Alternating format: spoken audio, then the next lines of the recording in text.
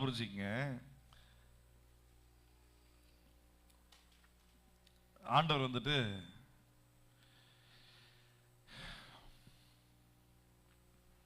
சோறு போடுவார், பார்த்துக்குவார், காத்துக்குவார், பத்திரமா வச்சுக்குவார்.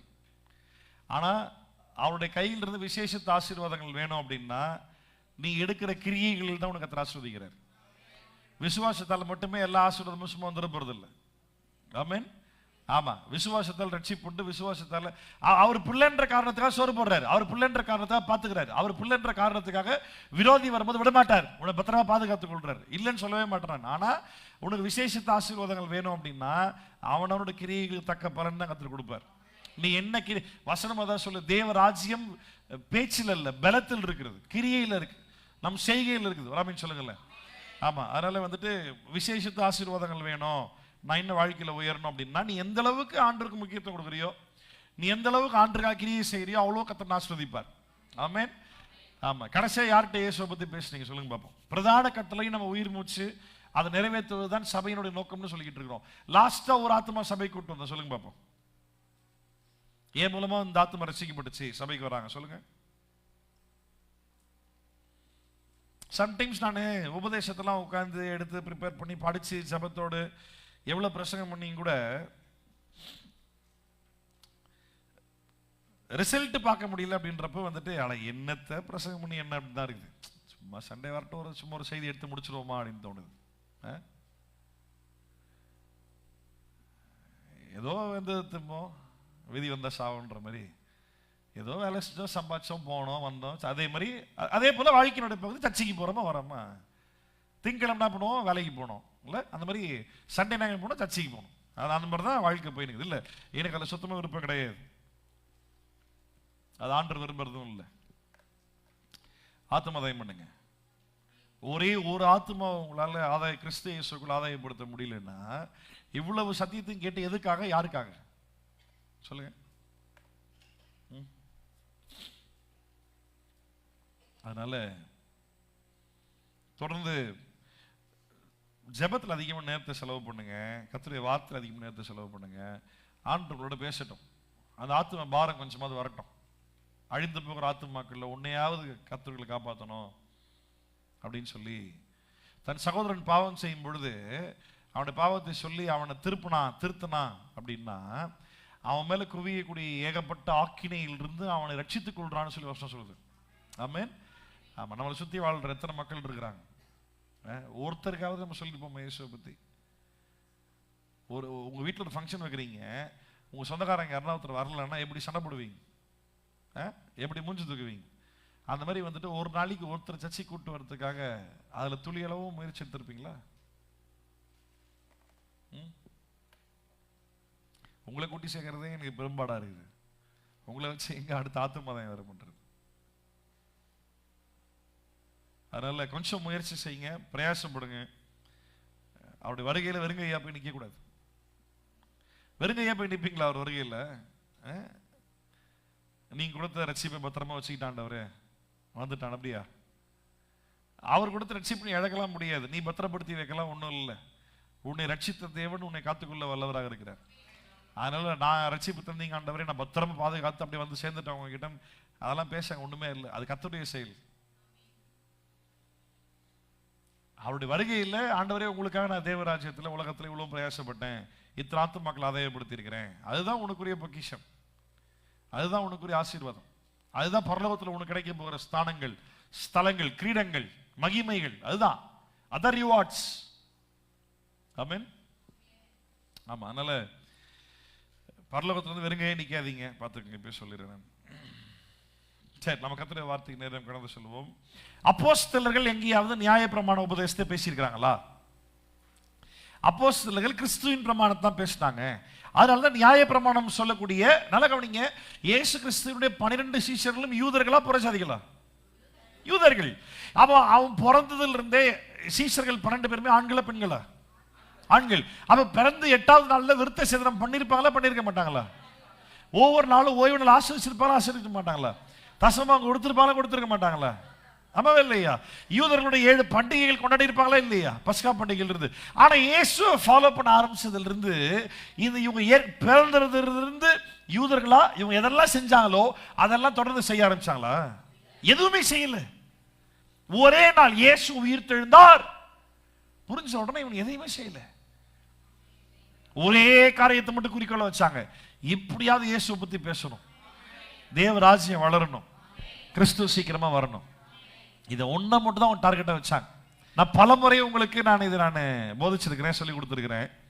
கிறிஸ்துவினுடைய பிரமாணம் நியாய பிரமாணம். நம்ம நியாய பிரமாணத்துக்குள்ள இல்லை, கிறிஸ்துவின் பிரமாணத்துக்குள்ள இருக்கிறோம். ஆமென். இதுதான் அப்போஸ்தலருடைய மெயினான உபதேசமா இருந்துச்சு. இது எல்லாத்தையும் தாண்டி அப்போஸ்தலர்கள் எல்லாருமே பல விதங்கள் இரத்த சாட்சியம் மறிச்சாங்க. அதுல அதிகமா இந்த அப்போஸ்தலர்களை அப்போஸ் பண்ணது, எதிர்த்துண்டது யாருன்னு கேட்டீங்கன்னா யூதர்கள். எதற்காக எதிர்த்துண்டார்கள் அப்படின்னா மோசேயின் நியாய பிரமாணத்தை அகைன்ஸ்டா இவங்க பேசுறாங்க அப்படின்றதா காரணமே. ஆனா இன்னைக்கு இருக்கக்கூடிய திருச்சபைகள் பைபிள் கர்த்தருடைய வார்த்தை என்ற பெயரில் மோசேயின் நியாய பிரமாணத்தையும் சேர்த்து பேச ஆட்கள் தான் இருக்கிறாங்க. அல்லேலூயா. ஆமா, அதையும் சேர்த்து பேச ஆட்கள் தான் இருக்கிறாங்க. நம்ம அதை பேச போறது இல்லை. நம்ம இன்னைக்கு என்ன பார்க்க போறோம் அப்படின்னா அப்போஸ்தல உபதேசத்தில் அப்போஸ்தலர்கள் எதை சார்ந்து உபதேசித்தார்கள். அப்போஸ்தல உபதேசத்துல அப்போஸ்தலர்கள் எதை சார்ந்து உபதேசித்தார்கள் அப்படின்றத நீ நம்ம ரொம்ப முக்கியமா நம்ம நீங்க பார்க்க போறோம். நம்ம அதுல வாசிப்போம் ஒரு முதல் வசனம். அப்போஸ்தலர் 13ஆம் அதிகாரம், அப்போஸ்தல நடவடிக்கைகள் 13ஆம் அதிகாரம் 39ஆம் வசனம். அப்போஸ்தல நடவடிக்கைகள் மோசேயின் நியாயப்பிரமாணத்தினாலே 13:39 வாசிக்கலாம். மோசேயின் நியாயப்பிரமாணத்தினாலே நீங்கள் எவைகளில் நின்று விடுதலையாகி நீதிமான்களாக்கப்படாதிருந்ததோ விசுவாசிக்கிறவன் எவனும் அவைகளின்று இவராலே விடுதலையாகி அவைகளிலிருந்து இயேசுவாலே இவராலே விடுதலையாகி நீதிமான்களாக்கப்படுகிறான் என்றும் உங்களுக்கு தெரிந்திருக்க கடவுது. 39ஆம் வசனம் அப்போஸ்தலர் 13:39 சேர்ந்து வாசிப்போம். எல்லாம் சேர்ந்து மறுபடியும் வாசிக்கலாமா? பைபிள் எடுத்துக்கங்க, திறந்துக்குங்க, சேர்ந்து வாசிக்கலாம். அப்போஸ்தலர் 13:39 மோசேயின் நியாய பிரமாணத்தினாலே நீங்கள் எவைகளினின்று விடுதலையாகி நீதிமான்களாக்கப்படாதிருந்ததோ விசுவாசிக்கிறவன் எவனும் அவைகளினின்று இவராலே விடுதலையாகி நீதிமானாக்கப்படுகிறான் என்று உங்களுக்கு தெரிந்திருக்க கடவுது. அப்போஸ்தலர்களுடைய அடிப்படையான பிரசங்கமே இதுதான். எந்த மோசேக்கு தேவன் பிரமாணம் கொடுத்தாரோ அந்த பிரமாணம் மனிதனை ஒருபோதும் நீதிமான் ஆக்கவே கிடையாது. ஆனா எது நம்மளை நீதிமானாக்கச்சு? கிறிஸ்துவின் பிரமாணம் தான் நம்மளை நீதிமானாக்கச்சு. கிறிஸ்து மேல வைக்கிற விசுவாசம் தான் நம்ம நீதிமானாக்குச்சு. கிறிஸ்துவை விசுவாசிக்கிற விசுவாசம் மட்டும்தான் நம்ம நீதிமானாக்குச்சு. ராமன் சொல்லுங்க பாப்போம். அல்லேலூயா. இப்போ மோசேயினுடைய நியாய பிரமாணம் அல்ல, கிறிஸ்துவினுடைய பிரமாணம்னு சொல்லும் பொழுது கவனிங்க, மோசேயினுடைய நியாய பிரமாணம் அல்ல, கிறிஸ்துவின் பிரமாணம்னு சொல்லும் பொழுது மோசேயினுடைய பிரமாணம் வேற, கிறிஸ்துவுடைய பிரமாணம் வேறயா? இல்ல, எல்லாமே ஒண்ணுதான். ஆண்டவர் நேற்றும் இன்றும் என்றும் மாறாதவர்னு சொல்லும்போது நேற்று இருந்த ஆண்டவர் பழைய ஏற்பாட்டில் கட்டளைகள் கொடுத்தார். இன்று இயேசு பூமியில் இறங்கி வந்த பொழுது கட்டளையை மாத்திட்டாரா? கிடையாது, கண்டிப்பா கிடையாது. இனி வரப்போகிற ஆண்டவர் கட்டளை இன்னும் மொத்தமா மாத்திர போறாரா? கிடையாது. அதான் நான் உங்களுக்கு ஏற்கனவே சொல்லியிருந்தேன். நான் ஆண்டவர் மனுஷனை படைக்கும் பொழுது சரி மனுஷனை படைக்கணும், இவனுக்கு ஏதாவது ரூல்ஸ் போடணும் அப்படின்னு உட்காந்து ரூல்ஸ் எல்லாம் எழுதி சட்டங்கள்லாம் எழுதி கொடுக்கல. ஆண்டவர் தம்முடைய நேச்சர் என்னவோ அதையே நமக்கு கட்டளைகளாக கொடுத்தார். தேவன் மனிதனை தம்முடைய சாயலாக படைச்சாரு. ஆனா மனுஷன் தேவனுக்கு விரோதமாய் பாவம் செய்து தேவ சாயலை இழந்து போனான், பாவம் அம்சமானான், பாவ சாயலானான். இந்த பாவத்தில் விழுந்து போன மனுஷன் தன்னுடைய பாவ சாயலை களைந்து மறுபடியும் தேவ சாயலாய் மாறுவதற்கு என்ன செய்யும் கர்த்தர் பார்த்தாரு. தேவனுடைய சுவாபமாய் மாறுவதற்கு என்னென்னலாம் கட்டளைகளோ அதையே கட்டளையாய் தேவன் மனிதனுக்கு கொடுத்தார். அப்போ அந்த கட்டளை ஆண்டவர் மாத்திட்டாரு, இவன் புது கட்டளை கொடுத்திருக்கிறாரு அப்படின்னு சொல்லும் பொழுது அந்த கட்டளை இல்லவே இல்லைன்னு இல்லை, அந்த கட்டளை மொத்தமாவே தூக்கி போட்டாரு இல்ல, அந்த கட்டளைகள் தேவ சுவாபத்தை குறிக்குதுன்னு சொல்லும் பொழுது இயேசுவும் அதே தேவனா இருக்கிறபடினால் அதே கட்டளை தான் இங்கேயும் கொடுத்திருக்கிறாரு. அதை நம்ம அண்டர்ஸ்டாண்ட் பண்ற விதங்கள்ல வித்தியாசமா இருக்குது. புரியுதா? நம்ம அண்டர்ஸ்டாண்ட் பண்ற விதம் தான் வித்தியாசமா இருக்குது. திருப்பிங்க ரோமர் 9ஆம் அதிகாரம், திருப்பிங்க ரோமர். பைபிள் ஸ்டடி ஜாயின் பண்ற எல்லாருக்கும் கண்டிப்பா தெரிஞ்சிருக்கும். இப்ப போன வாரத்துக்கு முந்தின வாரம் தான் ரோமர் 9ஆம் அதிகாரத்தை பத்தி நாங்கள் ஃபுல்லா சொல்லி கொடுத்திருந்தேன். நியாய பிரமாணத்தை கர்த்தர் யாருக்கு கொடுத்தார்? முதல்ல வெரி குட், இஸ்ரவேல் ஜனங்களுக்கு கொடுத்தார். சரியா? ரைட், இஸ்ரவேல் ஜனங்களுக்கு கொடுத்தார். வாசிக்கலாம் ரோமர் 9ஆம் அதிகாரம்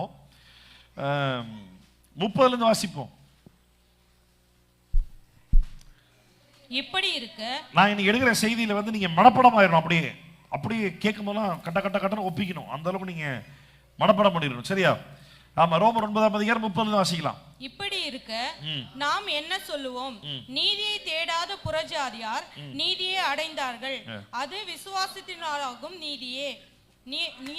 நீதி பிரமாணத்தின் தேடின இஸ்ரவேலரோ நீதி பிரமாணத்தை அடையவில்லை. எண்ணத்தினால் என்றால் அவர்கள் விசுவாசத்தினாலே அதை தேடாமல் நியாய பிரமாணத்தின் கிரியைகளினாலே தேடினபடியால் அதை அடையவில்லை. இடதற்கான கல்லில் இடறினார்கள். ரைட், எதனால் அடையவில்லை?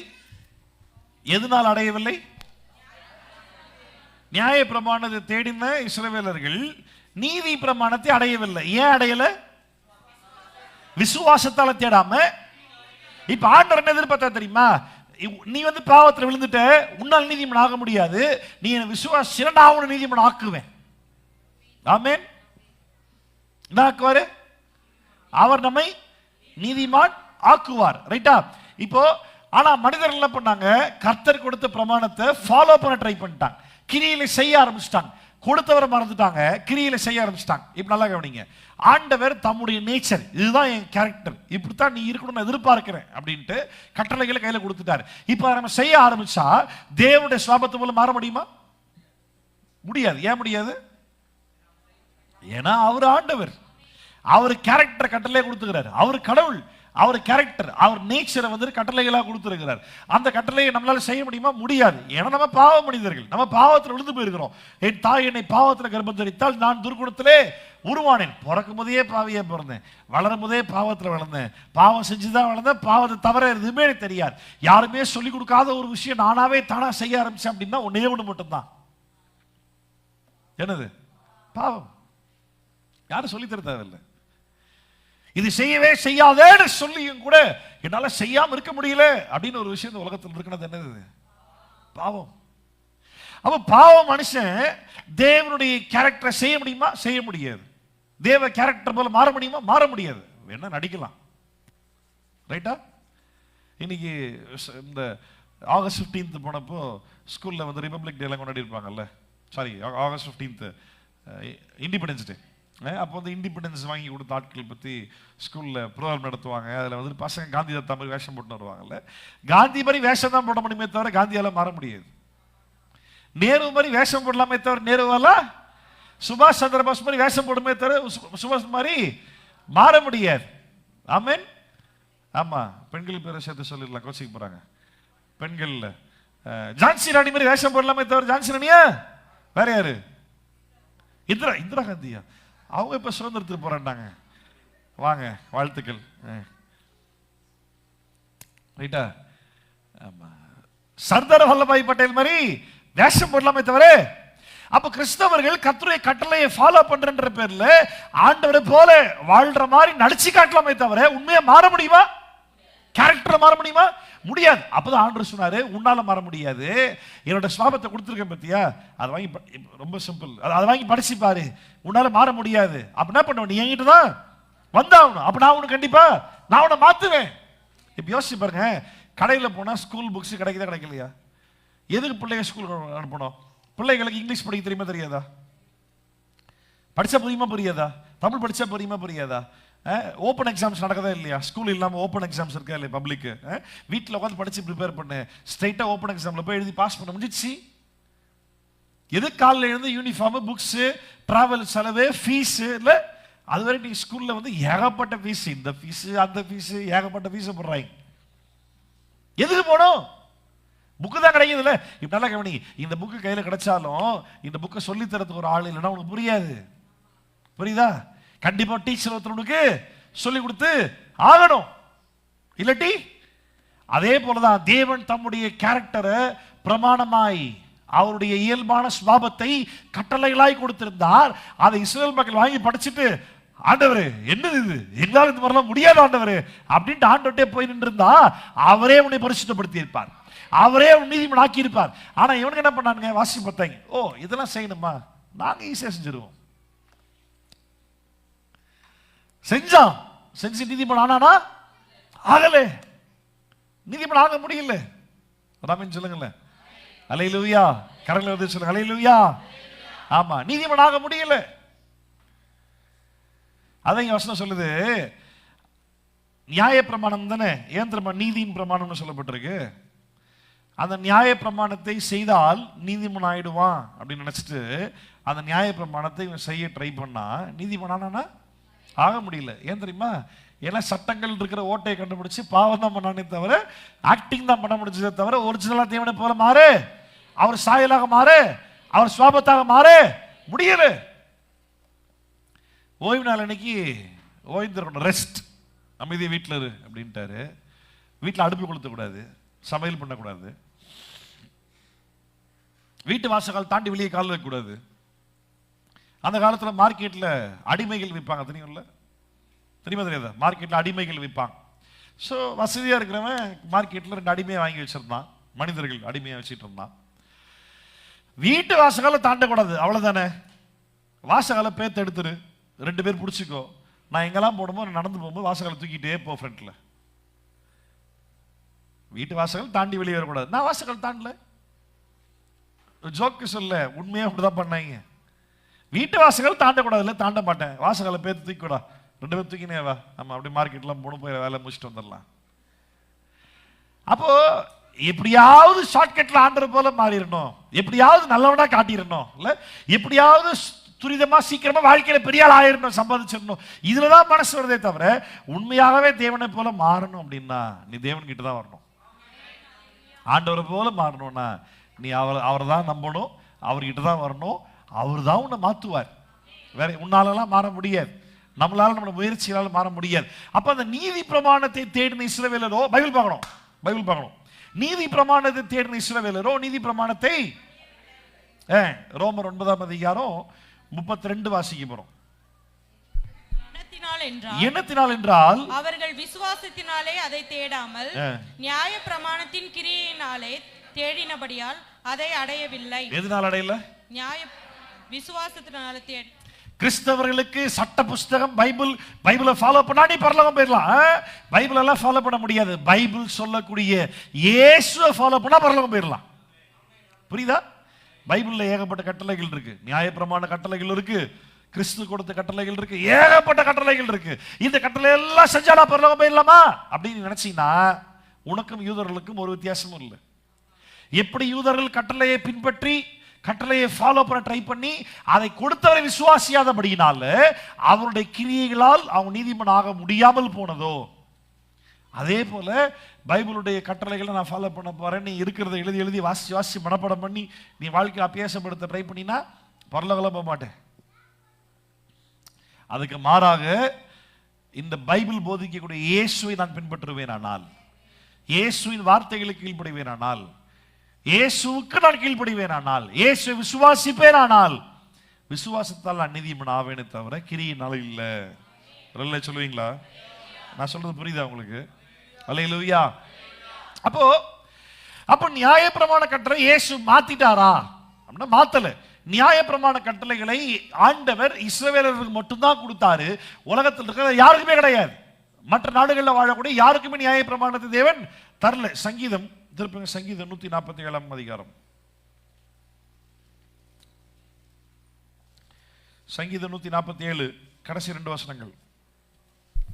யாக்கோபுக்கு தம்முடைய வசனங்களையும், சங்கீதம் 147 திருப்பங்க வேகமா திருப்பங்க, 147 கடைசி 2 19 20 வசனங்கள். யாக்கோபுக்கு தம்முடைய வசனங்களையும், யாக்கோபுக்கு தம்முடைய வசனங்களையும், இஸ்ரவேலுக்கு தமது பிரமாணங்களையும் தமது நியாயங்களையும் அறிவிக்கிறார். அவர் வேறே எந்த ஜாதிக்கும் இப்படி செய்ததில்லை. அவருடைய நியாயங்களை அறியாமற் போகிறார்கள். அல்லேலூயா. என்ன புரிஞ்சது?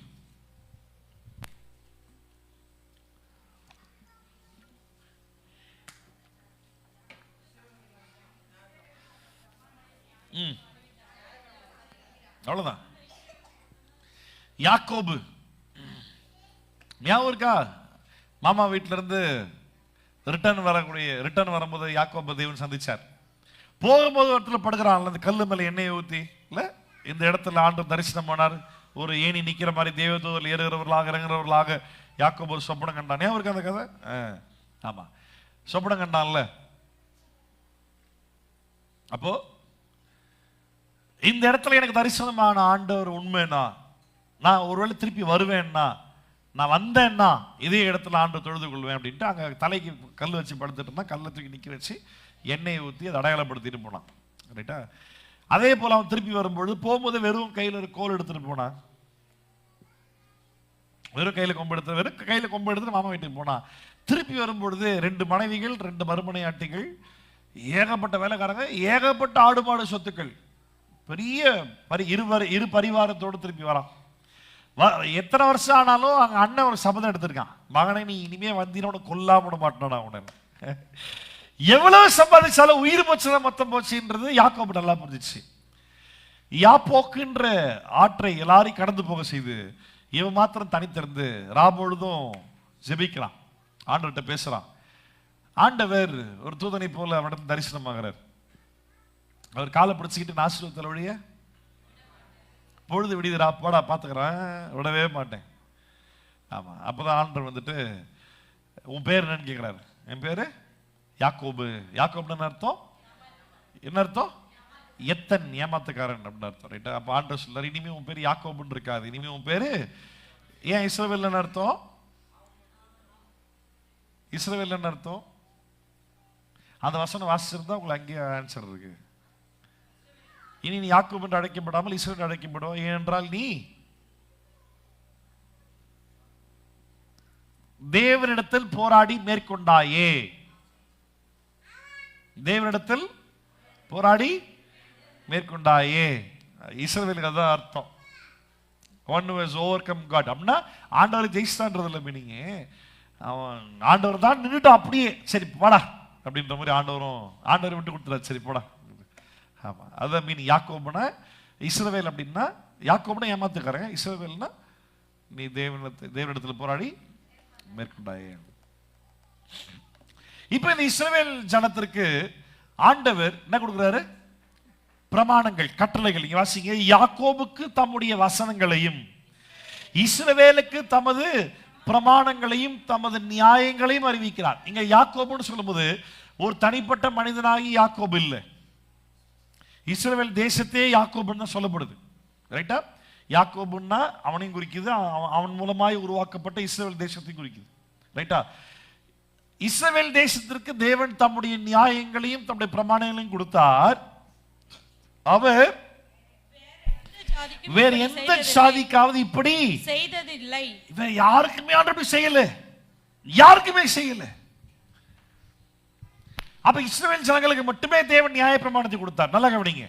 அந்த நியாய பிரமாணத்துக்கு உள்ள நம்ம இல்லைன்னு நான் சொல்றதுக்கு காரணம் என்ன தெரியுமா? இப்ப நியாய பிரமாணத்தை தேவன் கொடுத்ததனுடைய நோக்கம் புரிஞ்சுக்கணும். நியாய பிரமாணத்தை ஆண்டவர் ஏன் கொடுத்தார்? எல்லாம் என்ன பாருங்க, சிம்பிளா எக்ஸ்பிளைன் பண்ணிடுறேன், இதை மட்டும் ஞாபகம் வச்சுக்கோ. நம்முடைய சொந்த முயற்சினால நம்ம வாழ்ந்து ஆண்டவர்கிட்ட போக முடியாது. அப்ப ஆண்டவர் என்ன பண்ணாரு? ஏன் கிட்ட வா அப்படின்னார், நான் உன்னை பார்த்துக்கிறேன். மனுஷன் ஆண்டவர் கிட்ட வந்தானா? எப்ப வந்தான்? எங்க வந்தான்? வரவே இல்லை, கடைசி வரைக்கும் வரல. பாபேல் கோபுரம் கட்டி எல்லாமே ஆண்டருக்கு அகைன்ஸ்டா தான் பண்ணான். பலுகி பெருகி பூமி நிரப்படானா ஆதிகாரம் 11ஆம் அதிகாரத்துல பெரிய கோபுரம் பெருசா அப்படியே கெட்டி வானம் முட்டை கெட்டும், எல்லாம் ஒன்னா இருக்கலாம். ஆண்டர் பேச கேட்கல, எல்லாமே அகைன்ஸ்டா தான் பண்ணிக்கிட்டு இருந்தாங்க. ஆண்டர் பார்த்தாரு, இவன் என்னையுமே நம்ம கிட்ட வரமாட்டான்னு. ஆமா, let us go down and see what they're doing. நாம் இறங்கி போய் பாஷைகளை தாறுமாறாக்குவோம். அங்கேயும் பாருங்க, நாம் இல்ல, திரியேக தேவன், நான் இல்லை, நாம்.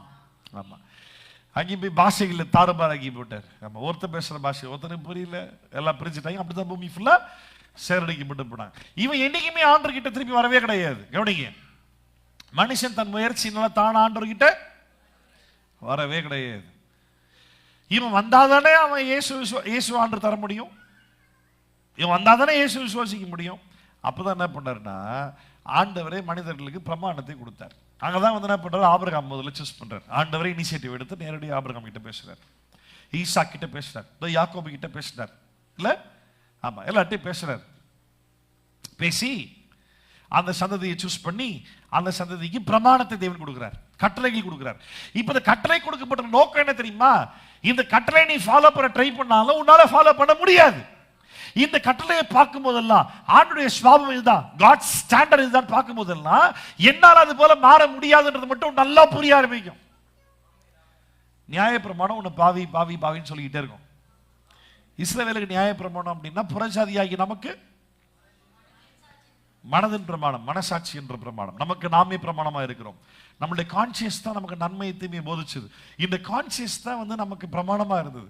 இந்த மனசாட்சியின் அடிப்படையில் தான் நம்ம ஒரு காலத்துல வாழ்க்கை வாழ்ந்துட்டு இருந்தோம். இந்த மனசாட்சி நம்மளை பாவின்னு சொல்லிச்சா உன்னை நீதிமன்றம் சொல்லிச்சா? சொல்லுங்க, யாருடைய மனசாட்சி உன்னை சூப்பர்னு சொல்லியிருக்கு? சொல்லு, யாருடைய மனசாட்சி உனக்கு வெரி குட்னு சொல்லிடுது? சொல்லு பாப்போம். நம்ம மனசாட்சி நம்மளுக்கு என்ன சொல்லுது? நம்மளுடைய மனசாட்சி நம்மளுக்கு என்ன சொல்லுது? பாவி என்ன சொல்லுது. அப்ப என்ன தேவைப்படுது? பாவின்னு ஒண்ணு நம்மளை காப்பாற்றுறது வழி யாரு? அப்பதான் கண்டுபிடிக்க முடியுது, இயேசு. நமக்காக இயேசு வந்தார். அங்கதான் புரிய ஆரம்பிக்கும். ராமின்னு சொல்லுமா? அப்ப கவனிங்க, நியாயப்பிரமாணம் நல்லது, நியாயப்பிரமாணம் பரிசுத்தமானது, நியாயப்பிரமாணம் ஆவிக்குரியது, நியாயப்பிரமாணம் தேவனுடையது. அது மனித பிரமாணம் அல்ல, தேவனுடைய பிரமாணம். ஓகேவா? அதுல எந்த பிரச்சனையுமே இல்லை. நல்லா கவனி. நியாயப்பிரமாணத்துல அப்புறம் ஏன் பாஸ்டர் வேணாம்னு சொல்றீங்க? அதை நம்ம ஃபாலோ பண்ண ட்ரை பண்ணும்போது தான் பிரச்சனை ஆரம்பிக்குது. நியாயப்பிரமாணத்துல பிரச்சனை இல்லை, ஆனா நியாயப்பிரமாணம் எனக்கு பிரச்சனையா இருக்குது. ரோமர் 8ஆம் அதிகாரத்துல வாசிங்களேன். ரோமர் 8ஆம் அதிகாரம் 3ஆம் வசனம் பாருங்க.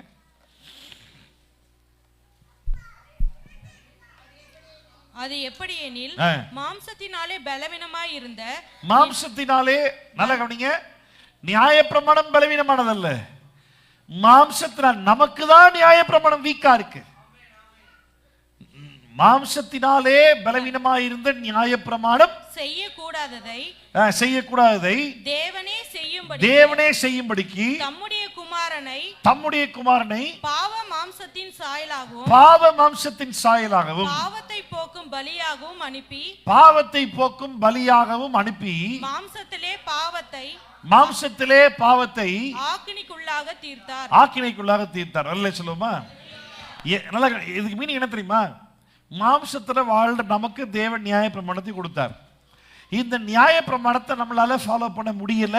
நியாய பிரமாணம் பெர்ஃபெக்ட்டா இருக்கு, ஆனா நியாய பிரமாணத்தை வாங்கின நான் பெர்ஃபெக்ட்டா இல்லை. சோ நியாய பிரமாணம் இல்லாத வரைக்கும் நான் என்ன வீக்கா ஃபீல் பண்ணல.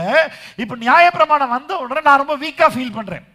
நியாய பிரமாணம் வராத வரைக்கும் நான் சின்னரா ஃபீல். கவனிங்க, நியாய பிரமாணம் தேவன் தராத வரைக்கும் என்ன பாவியா ஃபீல் பண்ணவே இல்லை, சின்னரா ஃபீல் பண்ணவே இல்லை. எக்ஸாம்பிள் சொல்ல முடியும் பைபிள்ல இருந்து. மோசேக்கு முன்னாடி வாழ்ந்த ஆட்கள் பாருங்க, எதுவுமே பாவமாவே தெரியல. விபச்சாரம் பண்றான், வேசித்தனம் பண்றான், ஓரண சேர்க்கை பெருகி போச்சு, 10வது குறைக்கும் தூதர்களோட கூட சேர்ந்து விபச்சாரம் பண்ண ஆரம்பிக்கிறான். எதையுமே விட்டு வைக்கல. ஓவர் ஈட்டிங், அதிகமா தீனி தின்றது. ஃபர்ஸ்ட் சந்ததியை பேர் மனசாட்சி இப்படி வாழ்ந்தவன் காயின் ஆபேலை கொன்னான். ஆமாவா இல்லையா? நான் பார்க்கல பாஸ்டர்ன்றீங்களா? நானும் தான் பார்க்கல, பைபிள் சொல்லுது, நான் நம்புறேன். நான் காயின் ஆபேல யார்? இப்ப ஆபேல காயின் கிட்ட வந்து யார் விசாரிக்கிறது? போலீஸா? கர்த்தர். காயின் பயந்த மாதிரி எங்க தெரியுது? அவன் பண்ண தப்புன்னு எங்கேயாவது உணர்த்தப்பட்ட மாதிரி தெரியுது? ஆண்டவர் வந்து கேட்கிறாரு, ஆபேல கடா அப்படின்னு ஒண்ணு கண்டுபிடிச்சிட்டு இருப்பாரோ? நானும் வேலைக்காரனா என் தம்பி அப்படின்னா, டேய் கொலை பண்ணிக்கிறடா. ஏன்னா கொலை பாவமாவே தெரியல. ஏன் தெரியல? ஏன்னா கொலை செய்யாது இருப்பாயாகன்னு சொல்லி ஆண்டவர் இன்னும் சொல்லவே இல்லை. விபச்சாரம் செய்யாது இருப்பாயாக இன்னும், உன் தங்கச்சியை திருமணம் பண்றது பாவம் இன்னும், உன் தகப்பனுடைய வித்துல பிறக்கக்கூடிய அந்த சந்ததியில யாரையுமே திருமணம் பண்ணக்கூடாதுன்னு சொல்லல. ஆபிரகாமுக்கு சாராள் யாரு? தங்கச்சி முறைதான். ஆமா, சரியா? இப்போ மனசாட்சியின்படி வாழும் பொழுது நியாயப்பிரமாணம் வராத வரைக்கும் இவனுக்கு எதுவுமே பாவமா இல்லை.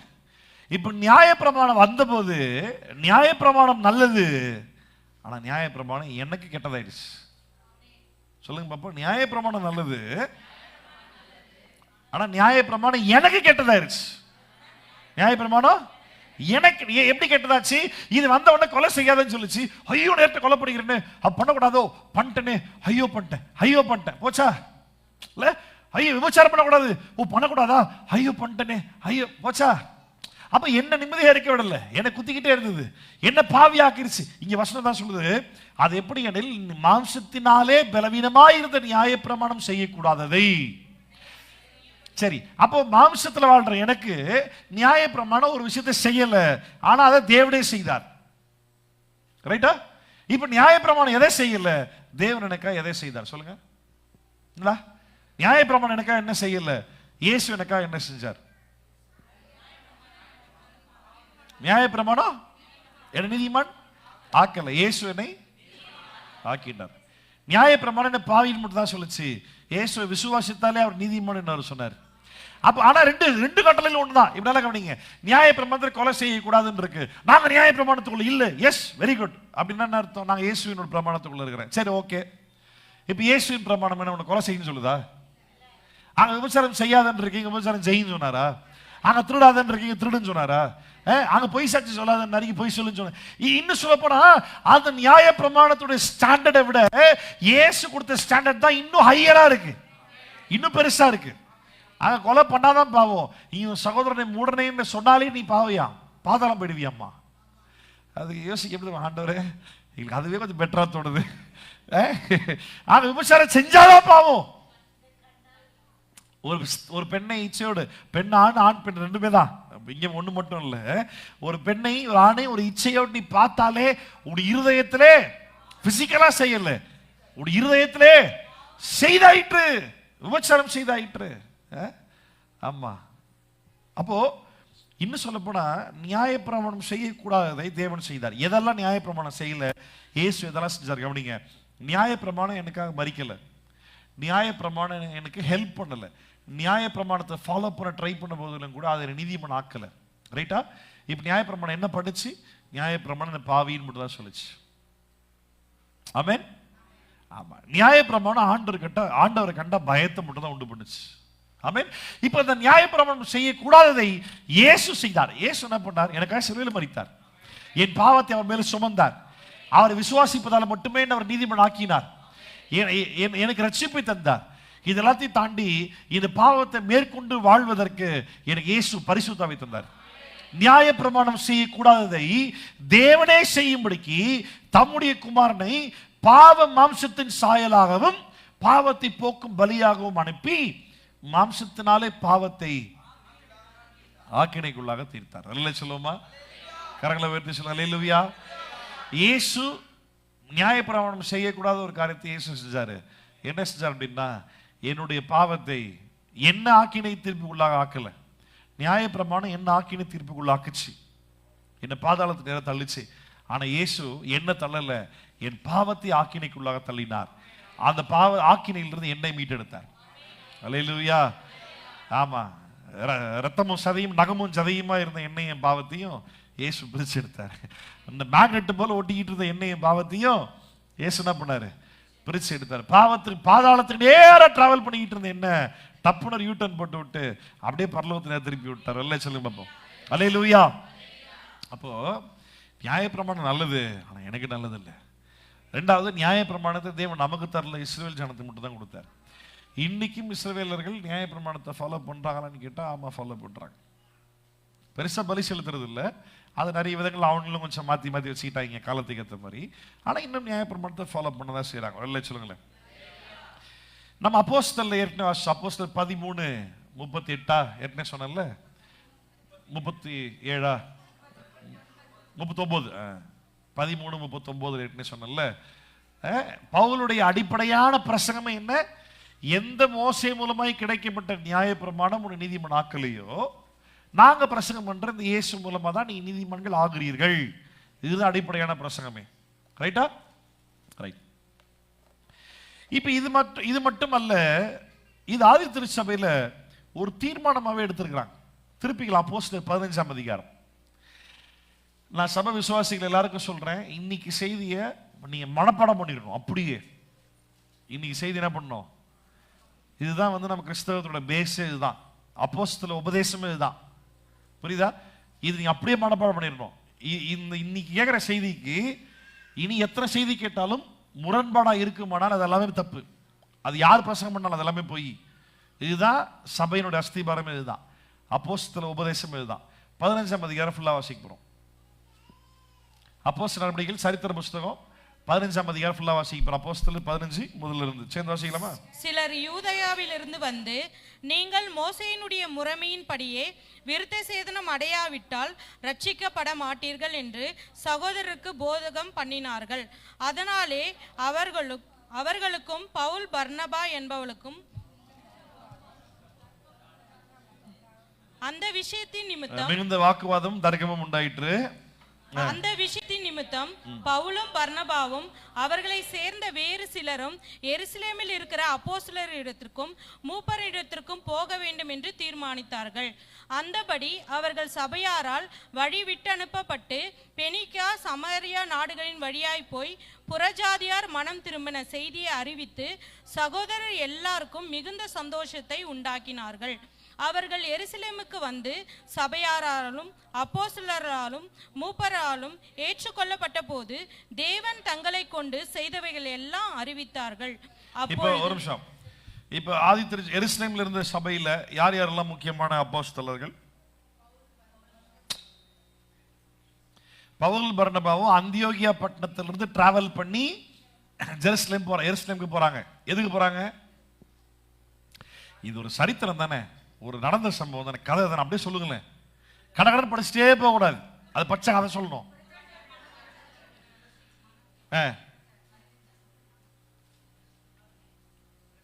அதாவது நீங்க பைபிள் வாசிக்கும் போது அப்போஸ்தலர்கள் வந்துட்டு நடந்த சம்பவம் ஒரு கதை, அதை பற்றி உங்களுக்கு கதை சொல்ல தெரியல, அங்க என்ன நடந்ததுனே புரியாது. ரட்சிக்கப்பட்டாங்க அப்படின்றத சொல்றதுக்காக மட்டும் போகல. யார் யாரும் பவுலும் பர்னபாவும் எருசலேம்ல போய் சொல்ல போறாங்க. யார்கிட்ட சொல்ல போறாங்க?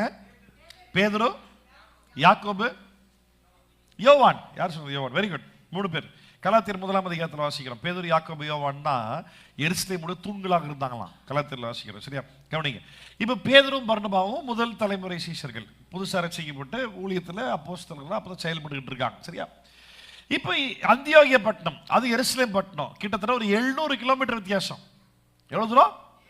ஆமா, 700 கிலோமீட்டர் வித்தியாசம். இங்கே வந்துட்டு அந்தியோகியால பவுல் வந்துட்டு ஊழியம் பண்ணிக்கிட்டு இருக்கிறாரு. பவுலும் பர்னபா ஊழியம் பண்றாங்க புறஜாதிகள் மத்தியில். அப்போ ஒரு சில யூதர்கள் வந்து கலாட்டா பண்றாங்க. என்ன கலாட்டா பண்றாங்க? இயேசு பிரசங்கம் பண்ண நல்லது, ஆனா அது மட்டும் பத்தாது, விருத்த சேதனமும் அப்படின்னு அர்த்தம், நியாய பிரமாணத்தையும் பின்பற்றணும் அப்படின்ன உடனே என்னாச்சு? பவுல் சரின்ட்டாரா? என்ன பண்ணாங்க? வாக்குவாதம் உண்டாச்சு. அப்படியே பண்ணாங்க. ஏங்க எனக்கெல்லாம் சின்ன வயசுல வாக்குவாதம் பண்ணக்கூடாதுன்னு சொல்லி கொடுத்துருக்காங்க. வாக்குவாதம் பண்றது தப்பு, கர்த்தருடைய வார்த்தை விவாதிக்க கூடாது அப்படிதான் சொல்லி கொடுத்தாங்க சின்ன வயசுல சர்ச்சில். மிகுந்த வாக்குவாதமோ, எதிர்த்து பேசக்கூடாது. இல்ல கர்த்தருடைய வார்த்தையை மட்டும் பாஸ்டர் எதிர்த்து பேசக்கூடாது. கரெக்டு தான். என்ன பண்ண போறியா? எதிர்த்து பேச போறியா? ஆமா, கர்த்தருடைய வார்த்தை என்ன பண்ணக்கூடாது? அப்படிலாம் கேள்வி கேட்கக்கூடாது பிரதர், ஃபாலோ பண்ணுங்க பிரதர். ஆமா, மிகுந்த வாக்குவாதம் தர்க்கம் உண்டாயிற்று. சரி, எல்லாம் முடிச்சு பவுல் ஜெயிச்சிட்டாரா? ஆமா, பேசி முடிச்சிட்டாங்க. அப்படிலாம் இல்லை, நியாயப்பிரமாணம்லாம் இல்லை, இயேசுதான் விசுவாசம் தான் அப்படின்னு பேசி முடிச்சிட்டாங்க. ஆனாலும் என்ன பண்றது? மூத்த அப்போஸ்தலர்கள் இருக்கிறாங்க, இயேசுவோடு கூட நேரில் இருந்த ஆட்கள், பேதுரு, யாக்கோபு, யோவான். சரியா? நேரில் போய் கேட்டலாம், கன்ஃபார்ம் பண்ணிடலாம் அப்படின்ட்டு சபை மக்களால் வழிவிட்டு அனுப்பப்படுகிறார்கள். இப்ப யோசிச்சு பாருங்க, எனக்கு ஒரு சத்தியம் தரல, அமெரிக்காவில் ஒரு நல்ல ஊழியர் சொல்லி தராரு, நான் நேரில் போய் படிச்சுட்டு வரட்டுமா அப்படின்னா, நீ உங்களுக்கே தெரியாதா? நீங்களே படிக்கலையா ஒழுங்கா? நம்ம ஆவியோட வெளிப்படுத்தல உங்களுக்கு என்னெல்லாம் பேசுவாங்க தெரியுமா? அப்போ ஒரு நாளைக்கு உண்மையாவே ஆவியின் வெளிப்பாடு நான் பேச போறேன். அன்னைக்கு ஒரு பெரிய பிரளயம் உண்டாக போகுது நினைக்கிறேன். பிரளயமே உண்டாக போகுது அன்னைக்கு. ஆமா, ஆவியினுடைய வெளிப்பாடுன்னா என்ன? ஆமா, ஆவியானவர் சகலத்தையும் மதிப்பார். என்ன மதிப்பாரு? எங்க ஆவியானவர்கிட்ட கேட்டு கொஞ்சம் ஹிந்தி லாங்குவேஜ்ல பேச. ஹிந்தி மதிப்பாரா? ஜம்னாஸ்டர் இங்கிலீஷ்ல 2 வார்த்தை பேசுங்க. ஆவியானவர் கேட்டு சொல்லி இங்கிலீஷ் சொல்லி தருவாரா? நீங்க முயற்சி, நீங்க எடுக்கக்கூடிய எல்லா முயற்சியிலும் கர்த்தர் உதவி செய்கிறார். நான் இல்லைன்னு சொல்லவே மாட்டேன். அவரவே ஃபுல்லா சொல்லி கொடுத்துருவாரா? இல்ல. ஆமா, நம்ம முயற்சி செஞ்சா கண்டிப்பா சொல்லி தருவார். இப்ப சபையாரால் வழிவிட்டு அனுப்பப்படுகிறார்கள். பவுலும் பர்னபாவும் என்ன பண்றாங்க? எங்க போறாங்க இப்போ? பாருங்க, ஒரே ஒரு விஷயத்துலப்பா நியாயப்பிரமாணம் இருக்குதா இல்லையாப்பா? விருத்த சேதனம் பண்ணுமா பண்ணக்கூடாதா? பழைய ஏற்பாடு ஃபாலோ பண்ணலாமா வேணாமா? எங்களுக்கு டவுட்டு. எங்களுக்கு கன்ஃபார்மா தெரியும், தெளிவா சொல்லிட்டோம். சரி, எதுக்கும் நீங்க இயேசுவோடு கூடவே இருந்தீங்களே, இயேசு உங்ககிட்ட என்ன சொன்னாரு அப்படின்ற செக் கிளாரிஃபை பண்ணிக்கிறதுக்காக சபை மக்களும் பாருங்க எவ்வளவு பெருந்தன்மையா சபை மக்கள், ஐயா நாங்க செலவு பைசா போங்க, நீங்க தயவுசெய்து போய் என்ன பண்ணுங்க, பேதுரு நேரில் பார்த்து கேட்டு வாங்க. ஆமா, அனுப்புறாங்க, போறாங்க. இப்ப வந்த இடத்துல என்னாச்சு வாசிங்க. அவர்கள் எருசலேமுக்கு வந்து 4வது வசனம். சபையாராலும் அப்போஸ்தலராலும் மூப்பராலும் ஏற்றுக்கொள்ளப்பட்ட போது தேவன் தங்களை கொண்டு செய்தவைகளை எல்லாம் அறிவித்தார்கள். அப்பொழுது பரிசேய சமயத்தாரில் விசுவாசிகளான சிலர் எழுந்து அவர்களை விருத்த சேதனம் பண்ணுகிறதும் மோசேயின் நியாய பிரமாணத்தை கை கொள்ளும்படி அவர்களுக்கு கற்பிக்கிறதும் அவசியம் என்றார்கள். கவனிச்சிங்களா? கவனிங்க. இப்போ இது இப்பதான் வந்துட்டு சர்ச் ஸ்டார்ட் ஆயிருக்கு அப்படின்னு இன்னைக்கு ஆரம்பிச்சாங்கல்ல.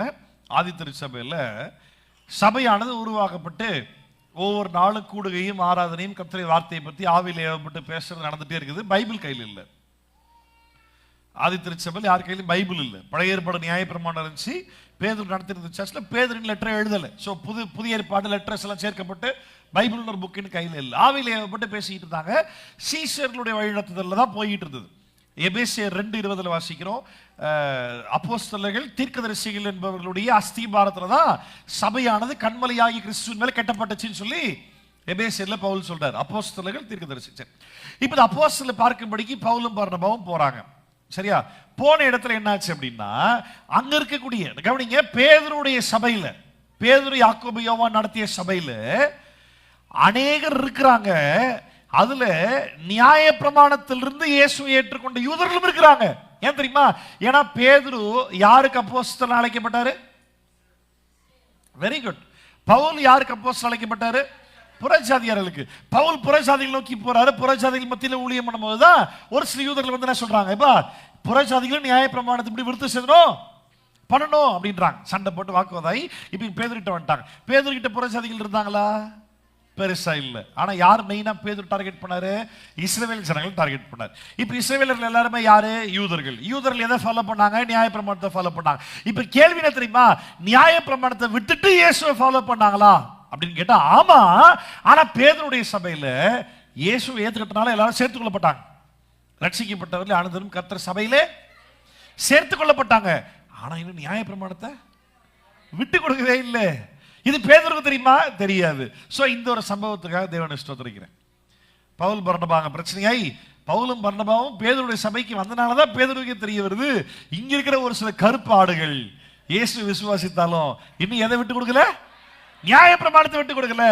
அப்பதான் பேதுரு தெரிய வருது. பாருங்க என்னாச்சு பாருங்க. அப்பொழுது பரிசேய சமயத்தாரில் விசுவாசிகளான சிலர் எழுந்து அவர்களை விருத்த சேதனம் பண்ணுகிறதும். கவனிச்சீங்களா? இவங்க வெறும் பரிசேயர்கள் இல்ல, பரிசேய பின்னணியில் இருந்தாலும் கூட இவர்கள் தேவனை விசுவாசிக்கிறவர்கள், இயேசுவை விசுவாசிக்கிறவர்கள். வாசிங்க. அவர்களை விருத்த சேதனம் பண்ணுகிறதும் மோசேயின் நியாய பிரமாணத்தை கை கொள்ளும்படி அவர்களுக்கு கற்பிக்கிறதும் அவசியம் என்றார்கள். என்ன சொன்னாங்க? விருத்த சேதனம் பண்ணணும், நியாய பிரமாணத்தை அவிசுவாசிகளுக்கு, புறஜாதிகளுக்கு, புதுசா ரட்சிக்கப்படுறவனுக்கு, புதுசா இயேசு ஏத்துக்கிறவனுக்கு சொல்லி கொடுக்கணும் அப்படின்னு சொல்லி சொல்றாங்க. தொடர்ந்து வாசிங்க. அப்போஸ்தலரும் மூப்பரும் இந்த காரியத்தை குறித்து ஆலோசனை பண்ணும்படி கூடினார்கள். கவனிச்சீங்களா? இதுதான் சபையில் நடக்கணும். சபையில் ஒரு காரியம் நடக்குதுன்னா இந்த காரியம் கரெக்டா ஓகேவா செய்யலாமான்னு சபை மக்கள் கூடி பேசணும். நம்ம எங்க பேசணும்? சபையில் என்ன பண்ணாங்க? அப்போஸ்தலரும் மூப்பரும் இந்த காரியத்தை குறித்து ஆலோசனை பண்ணும்படி. ஓகே, இப்ப என்ன நடக்குது தெரியுமா? இருங்க, விசுவாசிகள் இல்ல, இப்ப ஊழியக்கார மீட்டிங் நடக்குது. அப்போஸ்தலரும் விசுவாசிகள், அப்போஸ்தலர் மூப்பரும் ஒண்ணா கூடி என்ன பண்றாங்க? ஆமா, ஊழியக்கார ஆலோசனை கொடுக்கை போட்டு ஆலோசனை பண்றாங்க. பாரு, மறுபடியும் அங்க ஆர்கியுமெண்ட். ஏன்பா சபையில் ஆர்கியூ பண்ணக்கூடாதுன்னு சொல்லி கொடுத்துருக்காங்க, இவங்க திருப்பி ஆர்கியூ பண்ணிருக்காங்க. மறுபடியும் மிகுந்த தர்க்கம். இப்ப யாருக்குள்ள தர்க்கம்? முன்னையாவது பரவாயில்ல, புறஜாதிகள் மத்தியில ஊழியம் பண்ண பவுலுக்கும் பவுலும் பர்னபாவும் மற்ற யூதர்கள் சண்டை, ரைட்டா? ஆர்கியுமெண்ட் வந்துச்சு. இங்க சபைக்குள்ள ஆர்கியுமெண்ட், விசுவாசிகள ஒண்ணா இருக்கிறா. சரி, வாசிங்க. தர்க்கம் உண்டான போது, மிகுந்த தர்க்கம் உண்டான போது பேதுரு எழுந்து அவர்களை நோக்கி, சகோதரரே, நீங்கள் அறிந்திருக்கிறபடி புறஜாதியார் என்னுடைய வாயினாலே சுவிசேஷ வசனத்தை கேட்டு விசுவாசிக்கும்படி தேவன் அநேக நாட்களுக்கு முன்னே உங்களில் ஒருவனாகிய என்னை தெரிந்து கொண்டார். பாருங்க என்ன தைரியமா பேதுரு சொல்றாரு பாருங்க. ஏய், எல்லாம் அமைதியாரு. முதல்ல நான் பிரசங்கம் பண்ணி தான் புறஜாதியார் ரட்சிக்கப்பட்டான். இந்த வார்த்தையை ஒரு ஊழியக்காரன் இன்னைக்கு சொன்னா சொல்லுவாங்க, மண்டகடம் முடிச்சு ஆடுது பேர், தாழ்மை இல்லாம பெருமை பேசுறது பேர். ஆனா பேதுரு சொன்னா பிரச்சனை இல்லைல்ல. பேதுரு சொல்றாரு, முதல்ல ஏன் பிரசங்கத்தை கேட்டதா? பேதுரு எப்ப புறஜாதிக்கு பிரசங்கம் பண்ணாரு? Very good. கொர்நேலி வீட்டுல பேதுரு பண்ண ஒரே பிரசங்கம் கொர்நேலி வீட்டுல தான். பேதுருடைய முதல் பிரசங்கத்துல கொர்நேலி வீட்டார் முழுவதுமாய் ரட்சிக்கப்பட்டார்கள். ரைட்டா? அதுதான் பேதுருக்கு மென்ஷன் பண்றாரு. தொடர்ந்து வாசிங்க. இருதயங்களை அறிந்திருக்கிற தேவன், எல்லாரும் சேர்ந்து வாசிக்கணும்பா. இருதயங்களை அறிந்திருக்கிற தேவன் நமக்கு பரிசுத்த ஆவியை தந்தருளின போல அவர்களுக்கு தந்தருளி அவர்களை குறித்து சாட்சி கொடுத்தார். என்ன சொல்றாரு? எப்படி நமக்கு பரிசுத்த ஆவியை இயேசு தந்தாரோ, மேலறை வீட்டுல 120 பேர் சீஷர்கள் யூதர்கள் எல்லாம் கூடி இருக்கும் பொழுது, அதே போல புறஜாதிகளுக்கும் பரிசுத்த ஆவியை தேவன். நம்மளாம் புறஜாதிகளா இல்லையா? நமக்கு பரிசுத்த தந்திருக்காரா இல்லையா? சொல்றேங்க. இப்போ தொடர்ந்து வாசிக்கலாம். விசுவாசத்தினாலே அவர்கள் இருதயங்களை அவர் சுத்தமாக்கி, கவனிச்சிங்களா? எதனால் இருதயத்தை சுத்தம் பண்ணுகிறாரு? விசுவாசத்தால் இருதயங்களை அவர் சுத்தமாக்கி நமக்கும் அவர்களுக்கும் யாதொரு வித்தியாசம் இராதபடி செய்தார். தெளிவா சொல்லிட்டார். நமக்கும் புறஜாதிகளுக்கும் எந்த வித்தியாசமே இல்ல. பேதுரு தெளிவா டிக்ளேர், அடி நெத்தி அடிக்கிறாப்ல. நமக்கும் புறஜாதின்ற வித்தியாசமே கிடையவே கிடையாது. ஒரு வித்தியாசமும் கிடையாது. நமக்கு ரட்சிப்பு தந்த அதே ஆண்டவர் அவர்களுக்கும் கொடுக்கிறார். நமக்கு தந்த அதே பரிசுத்த ஆவி அவர்களுக்கும். நம்ம நியாயப்பிரமாணத்தை ஃபாலோ பண்ண ட்ரை பண்ணி பாவியாவே இருந்தோம் பத்தியா? இப்ப விசுவாசத்தால மட்டுமே நம்ம இருதயத்தை இயேசு சுத்தம் பண்ணாரு பத்தியா? அதே போல விசுவாசத்தால் அவர்கள் இருதயத்தை தேவன் சுத்தம் பண்ணுகிறார். இப்படி இருக்க நம்முடைய பிதாக்களும் நம்மாலும் சுமக்க கூடாதிருந்த நுகத்தடியை சீஷர் கழுத்தின் மேல் சுமத்துவதினால் நீங்கள் தேவனை சோதிப்பானேன். கர்த்தராகிய இயேசு கிறிஸ்துவின் கிருபையினாலே அவர்கள் ரட்சிக்கப்படுகிறது எப்படியோ அப்படியே நாமும் ரட்சிக்கப்படுவோம் என்ற நம்பிக்கையா இருக்கிறோமே என்றான். இப்ப புறஜாதி இஸ்ரவேலர்கள் யூதர்கள் வித்தியாசமே இல்லை என்று எந்த அளவுக்கு இங்க உறுதிப்படுத்துறாரு. ஃபர்ஸ்ட் என்ன சொன்னாரு? நமக்கு பரிசுத்த ஆவி தந்தது போல. இப்ப அப்படியே மாத்தி சொல்றாரு, அவர்கள் ரட்சிக்கப்படுறதுபடியே நாமும். அப்படியே மாத்திட்ட. அப்படின்னா நமக்கும் மற்றவனுக்குன்ற வித்தியாசம் இல்லவே இல்லை. தொடர்ந்து வாசிக்கலாம். அப்பொழுது கூடி வந்திருந்த யாவரும் அமைந்திருந்து, அப்படின்னா அமைதியா இருந்து, பர்னபாவும் பவுலும் தங்களை கொண்டு தேவன் புறஜாதிகளுக்குள்ளே செய்த அடையாளங்கள் அற்புதங்கள் யாவையும் விவரித்து சொல்ல கேட்டார்கள். சரி. அவர்கள் பேசி முடித்த பின்பு யாக்கோபு அவர்களை நோக்கி, சகோதரரே, எனக்கு செவி கொடுங்கள். இருங்க. இப்போ இந்த கல்லின் மேலின் சபையை கட்டுவேன், பாதாளத்தின் வாசல்கள் இதை மேற்கொள்வதில்லைன்னு இயேசு யாரை பார்த்து சொன்னாரு? அதுக்கேற்ற மாதிரி எருசலேமுடைய தலைநகரம், இஸ்ரவேலுடைய தலைநகரம் எருசலேம். எருசலேம் திருச்சபை மெயினா நடத்திட்டு இருந்தது யாரு? பேதுரு. பேதுரு பேசினோன்னு எல்லாருமே அதை தாண்டி யாரு பேசுற தைரியம்? ஆனா யார் மட்டும் தாண்டி பேசுற? அப்படின்னு யாக்கோபுக்கு அதிகாரம். இந்த யாக்கோபு யாருன்னு கேட்டீங்கன்னா, இயேசுடைய 12 சீஷர்கள்ல ஒருத்தன், செபதேயுவின் குமாரனாக யாக்கோபுன்னு ஒருத்தன் தான். பாத்தீங்களா? அவன் இல்ல, அவன் இல்ல, இயேசுவோடு கூட பிறந்த சகோதரன். இந்த இயேசு கூட பிறந்த சகோதரன் யாக்கோபு இயேசுவை ஆரம்பத்திலே ஃபாலோ பண்ணானான்னு கேட்டா, ஆதி திருச்சபையில ஒரு பாலிசி, ஒரு ரூல் மாதிரி வச்சிருந்தாங்க. உயிர் தெழுந்த இயேசுவை யாரெல்லாம் பார்த்தாங்களோ அவங்களதான் அப்போஸ்தலர்களாய் கருதப்பட்டார்கள். அப்படி ஒரு பாலிசி ஸ்டார்டிங்ல இருந்துச்சு, ஃபர்ஸ்ட் செஞ்சுரி, 1ஆம் நூற்றாண்டு திருச்சபையில. சரிங்களா?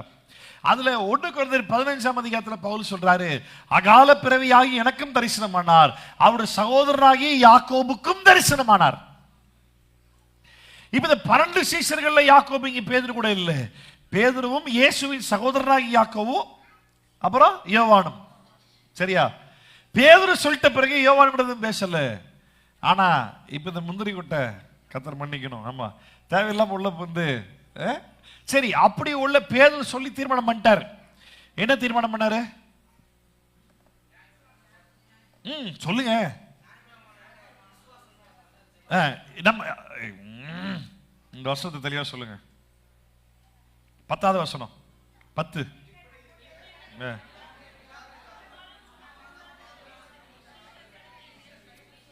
நம்முடைய பிதாக்களாலும் நம்மாலும் சுமத்து கூடாத நுகத்தடியை, நுகத்தடி எதை சொல்றாரு? சீசர் கழுத்தின் மேல் சுமத்துவதினால் நீங்கள் தேவனை ஆண்டவரையே சோதிக்கிற. நம்ம மேல வச்சிருந்த பிரமாணத்தை அவன் மேல வைக்கிறது இல்ல தேவ திட்டம். பண்ணாதேன்றார். தீர்மானம் பண்ணிட்டாரா? ஸ்ட்ரிக்டா பேசிட்டாரா? எல்லாம் சைலண்ட் ஆயிட்டாங்களா? இப்ப உள்ள போது யார் பேசுறது? சரி, இவர் பேச ஆரம்பிக்கும் ஏதாவது எக்ஸ்ட்ரா இன்னும் பயங்கரமா சொல்லுவாருன்னு பார்த்தா மொக்கையா ஒண்ணு சொல்லிக்கிறாப்ல. இந்த பிரசங்கெல்லாம் ஏதாவது பாஸ்டர்ஸ் கேட்டாங்கன்னா நம்மள என்ன சொல்லுவாங்கன்னு தெரியல. ஆனா அதான் உண்மை. நம்ம சரித்திர சம்பவங்களை கரெக்டா வாசிச்சு நிதானி கத்துக்கணும். அப்படியே அப்போஸ்தலர் எல்லாம் ஏத்துக்க முடியாது அப்படியே. ஆமா, இது யாக்கோபு உள்ள வந்து சரி பேதுருவோட இன்னும் பயங்கரமா எதனா ஒன்று சொல்லுவார் போலன்னு பார்த்தா நீங்களே படிங்கன்னா சொல்கிறார். படிங்க. தேவன் புறஜாதிகளில் நின்று தமது நாமத்திற்காக ஒரு ஜனத்தை தெரிந்து கொள்ளும்படி முதல் அவர்களுக்கு கடாட்சி தருளின விதத்தை சிமியோன் விவரித்து சொன்னாரே, அதற்கு தீர்க்கதரிசிகளுடைய வாக்கியங்களும் ஒத்திருக்கிறது. எப்படியெனில் மற்ற மனுஷரும் என்னுடைய நாமம் தரிக்கப்படும் சகல ஜாதிகளும் கர்த்தரை தேடும்படிக்கு நான் இதற்கு பின்பு திரும்பி வந்து விழுந்து போன தாவீதின் கூடாரத்தை மறுபடியும் எடுப்பித்து அதிலே பழுதாய் போனவைகளை மறுபடியும் சீர்படுத்தி அதை செவியாக நிறுத்துவேன் என்று இவைகள் எல்லாம் செய்கிற கர்த்தர் சொல்லுகிறார் என்று எழுதுகிறது. ரைட். பழைய ஏற்பாட்டுல இருந்து ஒரு விஷயத்தை ஞாபகப்படுத்துறார். விழுந்து போன தாவீதின் கூடாரத்தை எழுப்பி கட்டுவேன்னு சொன்னாரு, ஞாபகப்படுத்துறாரு. அப்புறமா ஆதலால் உலக தோற்றம் முதல் தேவன் தம்முடைய கிரியைகள் எல்லாம் தெரிந்திருக்கிறது. ஆதலால் புறஜாதிகளில் தேவனிடத்தில் திரும்புகிறவர்களை கலகம் பண்ணலாகாது என்று. கவனிச்சீங்களா? புறஜாதிகள் கிட்ட இருந்து கர்த்தர் கிட்ட திரும்பி வரவங்களை என்ன பண்ணாத நீ. கலாத்தியர்ல வாசிக்கும் போது பேதுரு வந்துட்டு என்ன பண்றாரு? விருத்த சேதனம் பண்ணாத புறஜாதிகளோடு கூட உட்கார்ந்து சாப்பிட்டு இருக்காரு. இப்ப திடீர்னு யூதேயாவில் இருந்து யூதர்கள் வராங்க. அந்த யூதர்கள் யார்கிட்ட வந்தாங்க தெரியுமா? யாக்கோபு கிட்ட இருந்து வந்த யூதர்கள். அவன் வந்ததை பார்த்த உடனே பேதுரு டக்கு என்ன பண்றாரு? புறஜாதிகள் கூட உட்கார்ந்து சாப்பிட்டு டப்புன்னு கலந்து எஸ்கேப் ஆயிட்டு தூரம் போயிடுறாரு. இதை பவுல் பாக்குறாப்புல. நம்மால் சும்மா இருப்பாரா? எல்லாரும் படி முகமுகமாய் பவுல் எதிர்த்தாராம். எதிர்த்து சொன்னாராம், ஏண்டா நீ எல்லாரையும் வந்துட்டு உன்னுடைய மார்க்கத்தின்படி திருப்ப நீ ட்ரை பண்ற, ஆனா உன்னுடைய மார்க்கத்தின்படி நீயே இல்லையே. உனக்கு புரியுது பிரமாணத்தில் இல்ல, விருத்தசேதனம் பண்ண மாட்டேன், பலி செலுத்த மாட்டேன், ஓய்வுகள் ஆசிரிக்க மாட்டேன், அதுல இல்ல நீ ஏசுதான் எல்லாம்னு சொல்ற. ஆனா மற்ற புறஜாதிகளை மட்டும் என்ன பண்ற? யூத மார்க்கத்தில் திருப்ப ட்ரை பண்ற, நீயே உன் மார்க்கத்தில் இல்லையே அப்படின்னு சொல்லி பவுல் என்ன பண்றாரு? பேதுருவை அங்க வந்து யாருக்காக பேதுரு இந்த ஒரு டிராமா ட்ரை பண்றாரு? யூதர்கள் வந்துட்டாங்க. இந்த யூதர்கள் யாருக்கிட்ட இருந்து வந்தாங்க? எனக்கு பைபிள் புரிஞ்ச வரைக்கும், நல்லா கவனிங்க, எனக்கு பைபிள் புரிஞ்ச வரைக்கும், நான் படிச்ச வரைக்கும், இந்த யாக்கோபு நியாயப்பிரமாணத்தை கடைசி வரைக்கும் விட்டு கொடுத்த மாதிரியே தெரியல. நியாயப்பிரமாணத்தை விட்டு இயேசுவை ஃபாலோ பண்ண மாதிரி தெரியல. நான் இதெல்லாம் பப்ளிக்ல பேச வேணாம்னு நினைச்சேன். சரி பரவாயில்ல, எப்படியும் சத்தியத்தை பேசி தானே ஆகணும். கடைசி வரைக்கும் இந்த யாக்கோபு நியாயப்பிரமாணத்தை விட்டு இயேசுவை ஃபாலோ பண்ண மாதிரி தெரியல. சரி, யாக்கோபு நிருபம் இருக்கு பார்த்தீங்களா? அதோட பாருங்களேன் என்ன தம்மா சொல்லியிருப்பாரு. ரோமர் 3ஆம் அதிகாரத்துல பவுல் தெளிவா சொல்றாரு, ஆபிரகாம் விசுவாசத்தினால் நீதிமானானான். ஆனா யாக்கோபு எழுதியிருப்பாரு, அது தெளிவா எழுதியிருப்பாரு, ஆபிரகாம் விசுவாசத்தினால் அல்ல கிரியினால் அல்லவோ. இப்ப இவர் கொண்டு போய் எங்க வைக்கிறதுன்னு தெரியல எனக்கு. நீங்க யாக்கோபு லெட்டர் 4 சாப்டர் 4 தானே, 5 யாக்கோபு 5 சாப்டர் தான் இருக்கும். வீட்டில் போய் நிதானமா வாசி பாருங்களேன். சபையை பத்தி ஒன்றும் இருக்காது,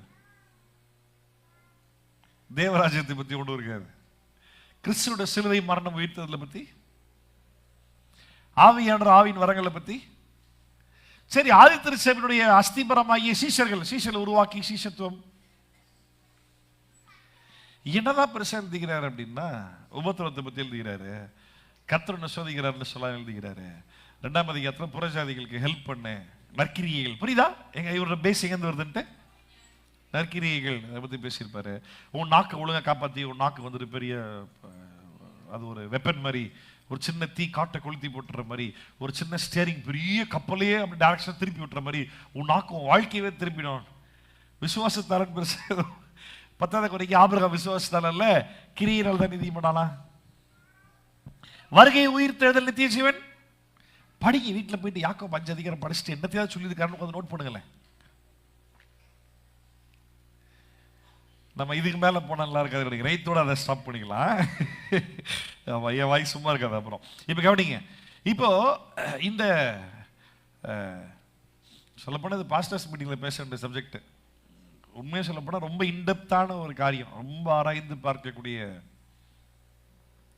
எனக்கு ஒரு நாள் திடீர்னு இந்த ஆண்டவர் தான் புரிய வச்சார். டவுட் வந்து அப்போஸ்தலர் 15 அப்படியே அப்போஸ்தலர் 21 இப்போ வாசிட்டு அப்புறம் சொல்றேன். யாக்கோபை பத்தி டவுட் வந்துட்டு யாக்கோபை பத்தி நிருபம் ஃபுல்லா படிக்க ஆரம்பிச்சேன். யாக்கோபு நிருபம் மட்டுமே 4.5 மணி நேரம் வந்து படிச்சேன். 5 சாப்டர் 4.5 மணி உட்கார்ந்த இடத்துல இங்கிட்ட அங்கிட்டு திரும்பாம 4.5 மணி நேரம் அந்த அப்படியே படிச்ச. நிறைய ஆண்டவர் புரிய வச்சாரு. ஏய் இது சரியில்லை. சரி நம்ம இங்க அப்போஸ்தலர் 15 வருவோம் வாங்க. அப்போ உலக தோற்றம் முதல் தேவன் தம்முடைய கிரியைகள் எல்லாம் தெரிந்திருக்கிறது. 19 ஆதலால் புறஜாதிகள் தேவனிடத்தில் திரும்புகிறவர்களை கலகம் பண்ணதாகாது என்றும் விக்கிரகங்களுக்கு படைத்த அசுசியானவைகளும் வேசித்தனமும் நெருங்குண்ட செத்ததற்கும் இரத்தத்திற்கும் விலை இருக்கும்படி அவர்களுக்கு நாம் எழுத வேண்டும் என்று நான் இருப்பா. ஏற்கனவே தீர்மானம் சொல்லியாச்சுப்பா. யாருப்பா சொன்னா? என்னடா சொல்ல? ஏற்கனவே தீர்மானம் சொல்லிட்டார். யார் சொன்னது? இப்ப அப்புறம் என்ன இவருக்கு குறுக்க பத்தி இன்னொரு தீர்மானம்? சரி அப்படி ஒரு பெருசா சொல்லி தருவாருன்னு பார்த்தா ஒண்ணு வேசித்தனத்தை பத்தி, மற்ற 3 மேட்டர் சாப்பாடை பத்தி. இது ஒரு பெரிய விஷயமா? இது ஆவியன்ற பதிக்க மாட்டாரா? இல்ல சுவாபத்தின்படியே வேசித்தனம் பண்ணக்கூடாது நம்மளுக்கு தெரியாதா? இல்லாட்டி இயேசுவை பத்தி பேசலையா?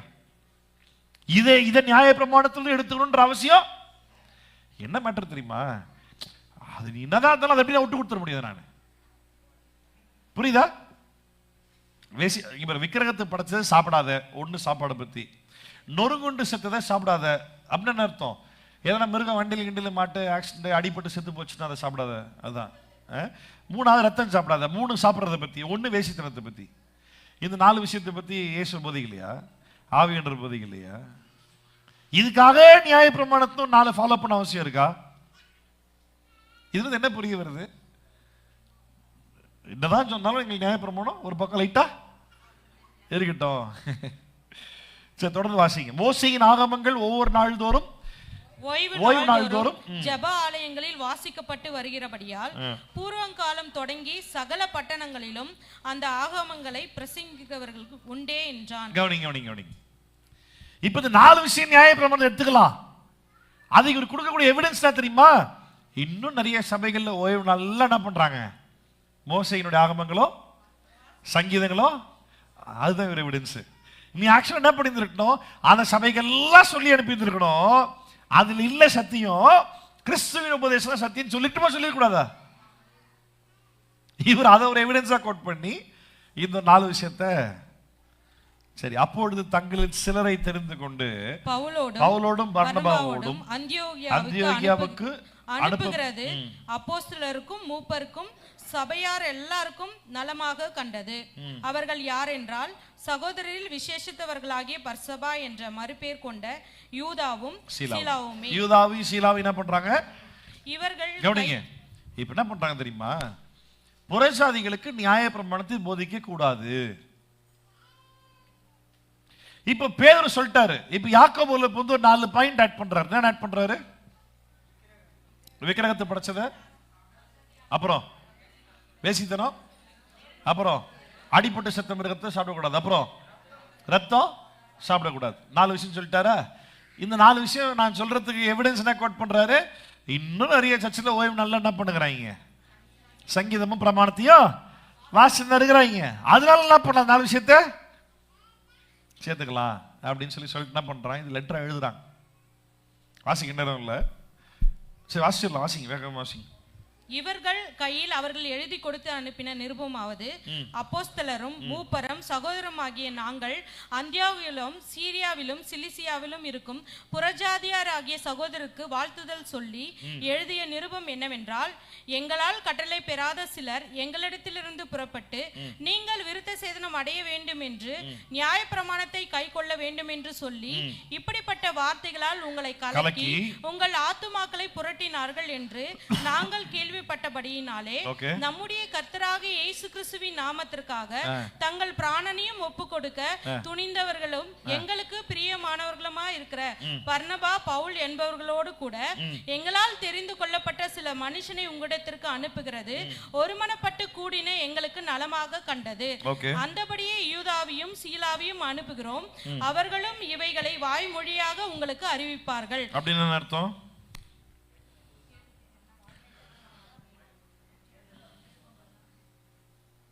அனௌன்ஸ் பண்ணுவாங்கன்னு அர்த்தம். கவனிங்க, என்ன விஷயம் தெரியுமா? இது லெட்டரை எழுதி இது ஒரு சர்ச்சுக்காவது லெட்டர் ஃபார்வர்ட் பண்ணி ஒருத்தர் வாசிச்சு அந்த லெட்டர் அப்புறம் அடுத்த சர்ச்சுக்கு அப்படி கொடுத்து டைம் ஆகும். அதனால இப்போ லெட்டர் வருது, அந்த லெட்டர் இன்ஃபர்மேஷன் இதுதான் வருது அப்படின்ட்டு முன்கூட்டியே என்ன பண்ணுவாங்க, எல்லா சபையிலும் போய் அனௌன்ஸ் பண்ணுவாங்க. இவ்வளோ சீரியஸா ஒரு டிசிஷன் ஆதித்திருச்ச போல எதுக்காவது எடுத்திருக்காங்களா? மக்கள் நிறைய பாவம் செய்யறாங்க, இந்த மாதிரியான பாவம் இருக்குது, இந்த பாவம் நீங்க செய்யக்கூடாது, லெட்டர் எழுதி அனுப்புறோம், நீ 4 பேர் சீக்கிரம் ஃப்ரண்ட்ல போய் வாசி சொல், ஏதாவது சீரியஸான டிசிஷன் எடுத்திருக்காங்களா? ஆனா நியாய பிரமாணத்தை ஃபாலோ பண்ணக்கூடாதுன்னு சொல்லி சீரியஸான டிசிஷன் எடுத்திருக்காங்க. லெட்டர் எழுதி அனுப்பியிருக்காங்க. அந்த லெட்டர் எல்லா சபைக்கும் போய் சேர டைம் ஆகுன்ற காரணத்தால 2 பேரை முன்கூட்டியே அனுப்பி அனௌன்ஸ் பண்ண சொல்லி சொல்றாங்க. லெட்டர் கொண்டு போன 2 பேர் யாரு? பவுலும் பர்னபாவும். அது முன்கூட்டியே போய் அனௌன்ஸ் பண்ண போக சொன்னது யாரு? யூதாவும். வெரி குட், தொடர்ந்து வாசிக்கலாம். எவையெனில் விக்கிரகங்களுக்கு படைத்தவைகளும் இரத்தத்திற்கும் நெருங்குண்டு செத்ததற்கும் வேசித்தனத்திற்கும் நீங்கள் விலகி இருக்க வேண்டும் என்பதே. அவசியமான இவைகள் அல்லாமல் பாரமான வேறொன்றையும் உங்கள் மேல் சுமத்தாமல் இருப்பது பரிசுத்த ஆவிக்கும் எங்களுக்கும் நலமாக கண்டது. கவனிச்சீங்களா?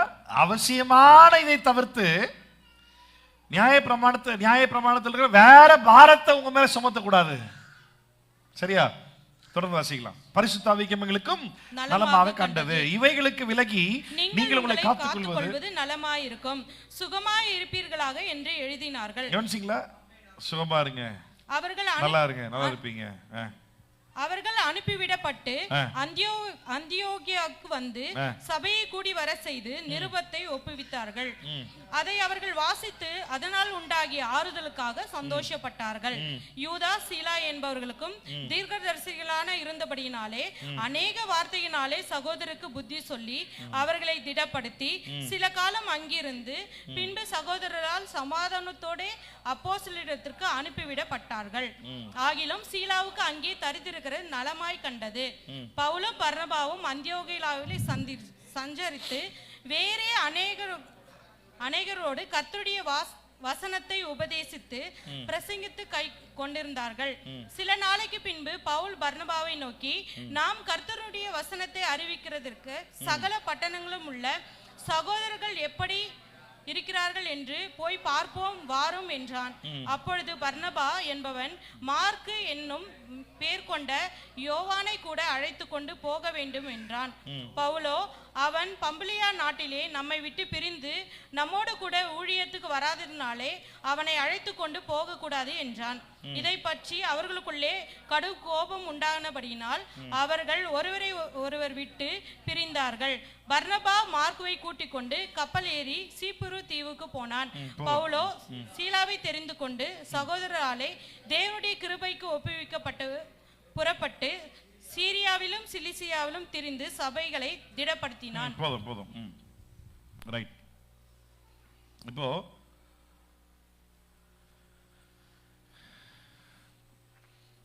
நம்ம இங்க வாசிச்சோம். நம்ம முதல்ல இருந்து கதை சொல்றேங்க கவனிங்க. அப்படின்னா நடந்த சம்பவம் தான் சொல்றேங்க கவனிங்க.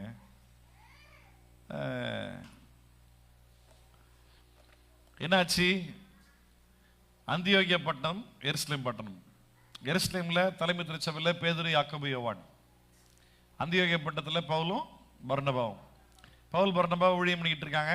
சில யூதர்கள் வந்து நியாய பிரமாணம் ஃபாலோ பண்ணணும்னு சொல்ல இவர் 2 பேரும் சண்டை வர இதை டவுட் கிளாரிஃபை பண்றது இவங்க 2 பேரும் கிளம்பி எருசலேமுக்கு வர அங்க வந்து பேசினப்போ இதை வந்து சொல்ல ஆரம்பிச்சு திருப்பி இங்கே ஒரு சண்டை உருவாக இல்ல அந்த சண்டையை பேதுரு சால்வ் பண்ண அதோட யாக்கோபு உள்ள வந்து ஒரு 4 காரியம் எக்ஸ்ட்ரா ஆட் பண்ண அப்படிலாம் காரணம் வந்துட்டு இன்னும் நிறைய சபைகள்ல பண்ணிக்கிட்டு தான் இருக்கிறாங்க. என்ன பண்றாங்க? ஓய்வு நாள் தோறும் மோசையின் ஆகமங்களும் சங்கீதங்களும் வாசிக்கிறாங்க அப்படின்னு சொல்லி காரணத்தை யாக்கோபு சொல்ல அது ஒரு லெட்டரை எழுத அதெல்லாம் கொடுத்து அனுப்ப அதுக்கு முன்னாடி யூதாவசிலாம் வாய்மொழியை சொல்லுவாங்கன்னு சொல்ல அப்படி ஒரு சம்பவத்தை பார்த்தோம் நம்ம இங்க. ஆனா ஒண்ணு மட்டும் தெளிவா புரியுது, நியாயப்பிரமாணம் நமக்கு சரி. இப்ப அந்த சம்பவத்துல பவுல் அங்க இருந்தாரா இல்லையா? பேதுரு சொல்றது கேட்கும் போது அடுத்து யாக்கோபு உள்ள போது சொல்றது பவுல் அங்க இருந்தாரா இல்லையா? பவுல் இப்ப எதற்காக அங்க போயிருக்கிறார்?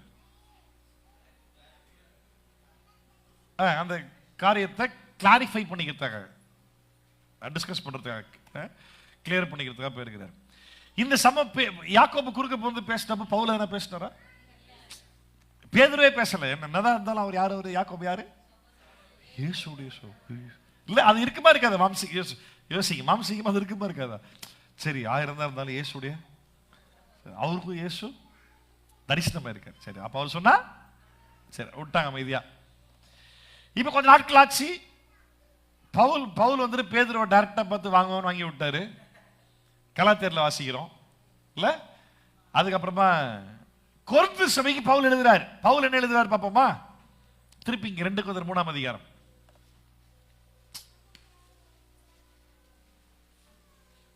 2 கொரிந்தியர் 3ஆம் அதிகாரம் வாசிச்சு முடிச்சிடலாம். 18 வசனங்கள் இருக்கு. ஒரு 2 வசனம் தான் நான் ஃபோக்கஸ் பண்ண போறேன், மற்றபடி ஃபுல்லா வாசிங்க. நான் போன வாரம் பாஸ்டர் சார்ல்ஸ் சர்ச்சில் 2 கொரிந்தியர் 3ஆம் அதிகாரம் தான் ஃபுல்லா பேசியிருந்தேன். ரெக்கார்ட் பண்ணோம், சூப்பரா ரெக்கார்ட் ஆச்சு. ஆடியோ மட்டும், வீடியோ சரியா வரல, அதனால கூடிய சீக்கிரம் போடுவோம்னு நினைக்கிறேன். சரி, 2 கொரிந்தியர் 3ஆம் அதிகாரம் சேர்ந்து வாசிக்கலாமா? மேத்யூ வாசிக்கிறியா?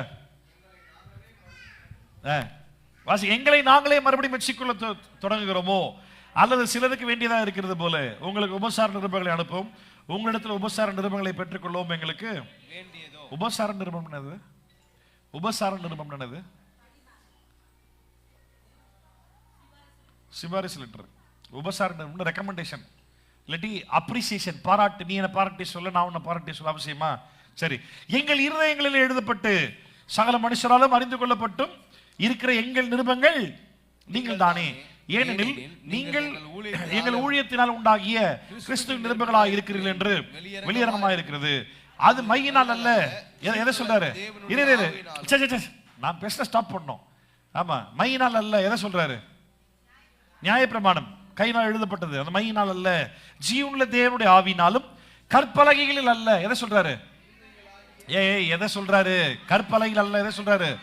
நியாயப்பிரமாணம் 10 கட்டளைகள் இல்ல, கற்பலகைகள் அல்ல, இருதயங்களாகிய சதையாகிய பலகைகளிலும் எழுதப்பட்டிருக்கிறது. நாங்கள் தேவனுக்கு முன்பாக கிறிஸ்துவின் மூலமாய் இப்படிப்பட்ட நம்பிக்கையை கொண்டிருக்கிறோம். என்ன நம்பிக்கை? கட்டளை என்ற நம்பிக்கை இல்லை, எங்கள் இருதயத்தில் தேவன் தந்திருக்கிற பரிசுத்த ஆவி என்ற நம்பிக்கை. ரைட்டா? ஆமா. ரோமர் 5:5 தான் வாசிக்கிறோம். ரோமர் 5:5 இல்ல, தேவனுடைய அன்பு பரிசுத்த ஆவி நிமித்தமாய் உங்கள் இருதயங்களில் ஊற்றப்பட்டிருக்கிறபடினால் அந்த நம்பிக்கை உங்களை வெட்கப்படுத்தாது. ராமன் சொல்ல மாட்டீங்களா? சொல்லாத. எங்களால் 5வது வசனம் 2 கொரிந்தியர் 3:5 எங்களால் ஏதாகிலும் ஆகும் என்பது போல ஒன்றை குறித்து யோசிக்கிறதற்கு நாங்கள் எங்களால் தகுதியானவர்கள் அல்ல, எங்களுடைய தகுதி தேவனால் உண்டாயிருக்கிறது. புது உடன்படிக்கை ஊழியக்காரர். என்ன ஊழியக்காரர்? நம்ம என்ன உடன்படிக்கை ஊழியக்காரர் இல்ல. பழைய உடன்படிக்கை நியாயப்பிரமாண ஊழியக்காரர் இல்ல, புது உடன்படிக்கை ஊழியக்காரர் இருக்கும்படிக்கு. மைக்ல வாசிங்க. அந்த உடன்படிக்கை எழுத்துக்குரியதா இராமல் ஆவிக்குரியதா இருக்கிறது. எழுத்து கொல்லுகிறது, ஆவியோ உயிர்ப்பிக்கிறது. எழுத்துக்களினால் எழுதப்பட்டு கற்களில் பதிந்திருந்த மரணத்துக்கு ஏதுவான ஊழியத்தை செய்த மோசேயினுடைய முகத்திலே மகிமை பிரகாசம் உண்டானபடியினால் இஸ்ரவேல் புத்திரர் அவன் முகத்தை நோக்கி பார்க்க கூடாது இருந்தார்களே. ஒழிந்து போகிற மகிமையுடைய அந்த ஊழியம் அப்படிப்பட்ட மகிமை உள்ளதா இருந்தால் ஆவிக்குரிய ஊழியம் எவ்வளவு அதிக மகிமை உள்ளதா இருக்கும். ஆக்கனி தீர்ப்பு கொடுக்கும் ஊழியம் மகிமை உள்ளதா இருந்தால் பாருங்க, மோசேயுடைய ஊழியத்தை நிறைய பேர்ல இருக்கிறாரு. ஒழிந்து போகிற மகிமை, ஆக்கினி தீர்ப்பு ஊழியம் இல்ல, அப்புறம் வர்ணாசம், அதான் 8வது வசனம்ல. மரணத்துக்கு எதுவான ஊழியம்? யார் ஊழியம்? இதை வெளியே சொன்னா நம்மளை திட்டுறாங்கப்பா. நம்ம மோசே ஏதோ பெரிய ஆளா, இன்னைக்கும் மோசையை வச்சுதான் பிரசங்கம் ஒண்ணுக்குது. இயேசு பேரை சொல்லி மோசே பிரசங்கம் ஒண்ணுக்குது. மோசையெல்லாம் ஒண்ணுமே இல்லடா. ஏன்னா அதை நியாயப்பிரமாண ஊழியம் செஞ்ச மோசே முகமே அவ்வளவு பிரைட்டா இருந்தது அப்படின்னா, பரிசுத்த ஆவியை பெற்ற நம்மளுடைய ஊழியம் தானே இருக்கிறதுலே பிரைட்டா இருக்கு அப்படின்னா ஒன்றும் மண்டை ஏற மாட்டேங்க. இவன் மக்கள் கணக்கு தான் பார்க்குறான். நீ ஒரு 40 பேர் வச்சுக்கிறா, 40 லட்சம் பேர் வச்சுக்கிறாருல்ல, அந்த மக்கள் கணக்கு தான் அவங்க பார்க்குறான். நான் சொல்றேன், நான் 40 பேரும் பரலோகம் போயிடும், 40 லட்சம் பேரும் வனாந்தரத்துக்கு செத்து போயிட்டாங்கல்ல. ஆமாவா இல்லையா? 40 லட்சம் பேர்ல ஒத்தனாவது காணான்குள்ள போனானே. அதுவும் ஆண்டவர் சொன்ன வார்த்தையை நிறைவேற்றணுன்ற காரணத்துக்காக அவராவே போனா போதுன்னு யோசுவாவையும் காலேபையும் விட்டு வச்சார். ஏன்னா எகிப்தில் ஸ்டார்ட் பண்ணி இஸ்ரேல் கானானுக்கு கொண்டு போய் விடுவேன்னு சொல்லி சொன்னார்ல, அதுக்காக 2 பேர் விட்டு வச்சார். தலைவர் போனாரா? தலைவர் யாரு போனாரா? அவரே டிக்கெட் ஆகிட்டாப்ல. 120 வயசு ஆச்சு. வசனம் சொல்லுது, மோசேக்கு கண் பார்வை இருளடையில பலன் நல்லாகிறான். மண்டையை போட்டு ஹார்ட் அட்டாக்கா? இல்ல, ஆண்டத்து நீ கண்ணா, நீ வா வா போதும், வா, நீ ஓவரா பேசிட்ட, நீ வா போதும். அவரே இப்ப இந்த மோசே பெரிய, நம்ம எபிரேயர்ல வாசிக்கலாம், மோசேயிலும் பெரியவர் இருக்கிறார். அந்த பெரியவர் நமக்குள்ள இருக்கிறார். புரியவே மாட்டேங்குது. இன்னும் மோசே கோலட் தான் போட்டான், பாம்பாச்சு, வாழை பிடிச்சா கோலாச்சு, இதே தான் இன்னும் பேசிட்டு.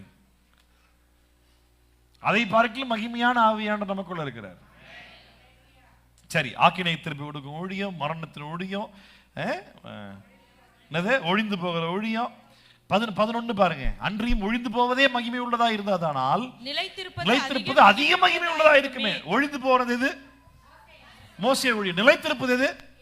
புது உடன்படிக்கையில் பரிசுத்த ஆவியை பெற்ற நாம செய்யற ஊழியம். ஒரு சொல்லுவோமா? நாங்கள் இப்படிப்பட்ட நம்பிக்கை உடையவர்களானதால் மிகவும் தாராளமாய் பேசுகிறோம். இந்த தாராளமாய்ன்ற வார்த்தை தைரியம் வரணும். இப்படி ஒரு நம்பிக்கை இருக்கா, தைரியமா பேசுறோம். மேலும் ஒளிந்து போவதின் முடிவை இஸ்ரவேல் புத்திரர் நோக்கி பாராதபடிக்கு மோசே தன் முகத்தின் மேல் முக்காடு போட்டு கொண்டது போல நாங்கள் போடுகிறது இல்லை. என்ன போடுறது இல்ல? ஒளிந்து போகிற மகிமையை பார்க்கவே முடியாது. மோசே முக்காடு போட்டான், நாங்க அப்படி போடுறது இல்லை. அப்புறம் அவர்களுடைய மனது கடினப்பட்டது. யாருடைய மனது? இஸ்ரவேலுடைய மனது கடினப்பட்டது. அப்புறம் இந்நாள் வரைக்கும் பழைய ஏற்பாடு வாசிக்கப்படுகையில் அந்த முக்காடு நீங்காமல் இருக்கிறது. அது கிறிஸ்துவினாலே நீக்கப்படுகிறது. என்னவா? இன்னைக்கு வரைக்கும் பழைய ஏற்பாடு வாசிக்கும் போது அந்த முக்காடு. சரி, மோசே தேவனை பார்த்தானே இல்லையா? பார்க்கல. மகிமையை பார்த்தானே இல்லையா? பார்த்தானே இல்லையா? பார்த்தான் இல்ல? பாஸ்டர் உட்காந்துட்டாரா, இன்னும் 1 மணி நேரம் போகண்டான்றியா? இல்ல, முடிச்சது ஒரு 10 நிமிஷம் காலவலி. கவனிங்க, மோசே தேவ முகத்தை பார்த்தானா? பார்க்கல. மகிமையை பார்த்தானா? அதனுடைய விளைவா என்னாச்சு? மோசே முகம் பிரைட் ஆயிடுச்சு. மோசேக்கு கூடாரம் இருக்குமா? மனாந்திரத்தில் அங்கே டென்ட் அடிச்சு தங்கிடுவாங்கல்ல, மோசே வீடு கூடாரம் இருக்குமா? இருக்கும். ஆண்டர் மோசையோட கூடாரம் மேலே எப்பெல்லாம் மேகம் தருதோ அப்பெல்லாம் ஆண்டர் மோசைகிட்ட பேசிட்டு இருக்காருன்னு அர்த்தம். அதை மோசே யார்கிட்ட சொல்லணும். வெளியே அதை சொல்றது வெளியே வந்தபோது மக்கள் என்ன பண்ணாங்க? மோசையை பார்த்து பயந்தாங்க. அதனால மக்கள் மோசைக்கிட்ட சொன்னாங்க, ஒன்னே மூடிட்டு வெளியே வா, இல்லாட்டி முன்கூட்டியே சொல்லு, நாங்க மூடிக்கிறோம். எதை? மூஞ்ச. எல்லாமே தப்பா யோசிச்ச. அப்படி ஒன்னு நீர் முகத்தை மூடிக்கொண்டு வெளியே வரோம், இல்லாட்டி வர்றதுக்கு முன்னாடி சொல்றோம் நாங்க முகத்தை மூடிக்கிறோம் அப்படின்னாங்க. ஒழிந்து போற மகிமையை இவங்களால பார்க்க முடியல. நிலைத்திருக்கிற மகிமை அதை விட மேலானது. ராமின் சொல்லுங்க. அதான் 1 நாள் தான் நினைக்கிறேன். உலகத்தில் இருக்கிறவனை பார்க்கல உங்களில் இருக்கிறவர் பெரியவர். ராமின் சொல்லுவோமா? ஆமா. அப்போ மோசையோட முகத்தை பார்க்க முடியல. மோசையோட முகம் பயங்கர பிரைட்டா இருந்துச்சு. இப்போ நல்லா கவனி, அவங்க கர்த்தருடைய சத்தத்தை கேட்கணும்னு ஆசைப்பட்டாங்களா? இல்ல. ஆண்டவர் என்கிட்ட பேச வேணா சொல்லுப்பா, உங்ககிட்டே பேச சொல்லுப்பா. இல்ல, ஏன்னா ஆண்டோடைய சத்தம் எப்படி இருந்துச்சுன்னு வசனம் சொல்லுது பழைய ஏற்பாட்டுல. இடி முழக்கம் போற சத்தம். இப்ப இடி இடிச்சா சந்தோஷமா இருப்பியா, பயப்படுவியா? பயங்கரமா இடி இடிச்சதுன்னா சூப்பரா இருக்குல்ல, இன்னொரு முறைன்னு கேட்பியா? அங்க இடிக்கும் போதுதான் இங்க இடிக்கும் பக்கு பக்குன்னு உள்ள. இல்ல, ஆமா, எங்க விழுந்ததோ தெரியல, எவன் மண்டல விழிச்சோ தெரியலையே. இடி முழக்கத்தை போல கர்த்தருடைய சத்தம். சரி, அடுத்து பெருவெள்ளை இரைச்சலை போல கர்த்தருடைய சத்தம். அப்படின்னு அர்த்தம்.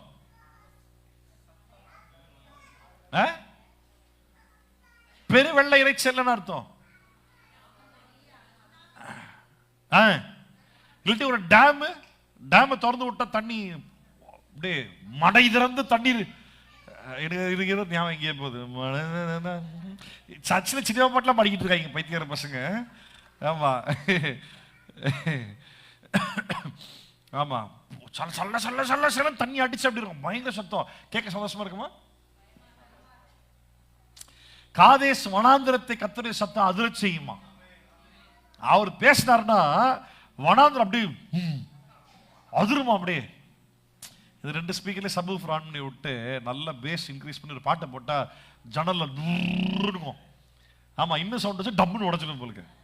ஆமா, கிளாஸ் விண்டோஸ்ல அந்த மாதிரி இருக்கும். அப்ப ஒரு சாதாரண ஸ்பீக்கர் பாக்ஸ் அப்படி இருந்துச்சுன்னா இப்ப யோசிச்சு பாருங்க, ஆண்டுடைய சத்தம் காதேஸ் வனாந்தரமே அதிருமா, அதிருமா.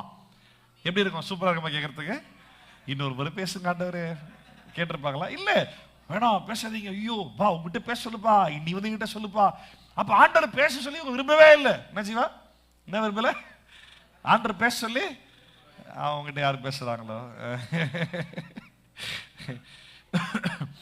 அப்போ இன்னொரு விஷயம் பாருங்க, பெண்மான்களை ஈடும்படி செய்கிற சத்தம். அவர் பேசுற சவுண்ட் கேட்டுச்சுன்னா பிரெக்னெண்டா இருக்கிற மானு குட்டி போட்டுருமா, குறப்பிரசவம் வந்திருக்கும் போல. ஆமா, கர்த்தருடைய சத்தம் அவ்வளவு பயங்கரமா இருக்குமா. அப்போ எங்கேயாவது ஆண்டவர் இப்ப நம்ம பாக்குறோம்ல, உங்க முகத்தை பார்க்கணுமே ஏசையா உங்க முகத்தை. நம்ம பேசுறோமா, பாடுறோமா? அன்னைக்கு பாடிருப்பாங்களா? உங்க முகத்தை பார்க்க வேணாம், பயந்துட்டாங்க. அப்படியே மோசே ஆண்டுகிட்ட கேட்டா முகத்தை பார்க்கணும்னு கேட்டான், காட்டினாரா? காட்டல இல்ல. ஆண்டவர் பேசுற சத்தத்தை அவங்க கேட்டாங்களா? பேசணும்னு ஆசைப்பட்டாங்களா? நம்ம ஜெபம் ஆண்டவரே உங்களுக்கு பேசுங்க பேசுங்க, ஆண்டவரே பேச மாட்டீங்க, ஆண்டவரே பேசுங்க ஆண்டவரே. அவன் அப்படியே ஆப்போசிட்டா ஜெபம் பண்ணிருப்பாங்க, தயவுசெய்து என்கிட்ட பேசாதீங்க ஆண்டவர். எது பேசினாலும் மோசையோட அவன் டீலிங் பண்ணிட்டோம். எங்ககிட்ட பயம் இல்ல. இப்ப நல்லா கவனி, இப்பவும் பழைய ஏற்பாடு வாசிக்கப்படும் பொழுது முக்காடு இருதயத்துல போடப்படுது. முக்காடுன்றது பயத்தை குறிக்குது, அந்த மகிமையை பார்க்க முடியல வேண்டான்னு குறிக்குது. ரைட்டா? வாசிங்க 2 Corinthians 3ஆம் அதிகாரம், எங்க வாசிச்சோம்? 15. மோசேயின் ஆகமங்கள் வாசிக்கப்படும் போது இந்நாள் வரைக்கும் முக்காடு அவர்கள் இருதயத்தின் மேல் இருக்கிறதே. கவனிச்சீங்களா?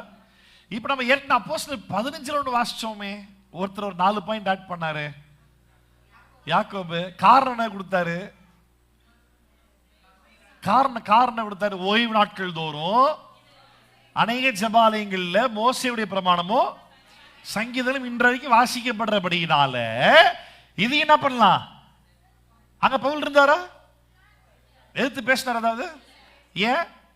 ஏன்னா இவரே டவுட் கிளாரிஃபை பண்றத போகிறார் ஊழியத்துடைய ஆரம்ப நாட்கள்ல. இப்ப பவுல் சபைக்கு நிருபங்கள் எழுதி கொரிந்து சபை நடத்துற அளவுக்கு பவுலே கர்த்தர் வளர்த்து கொண்டு வந்தாரு.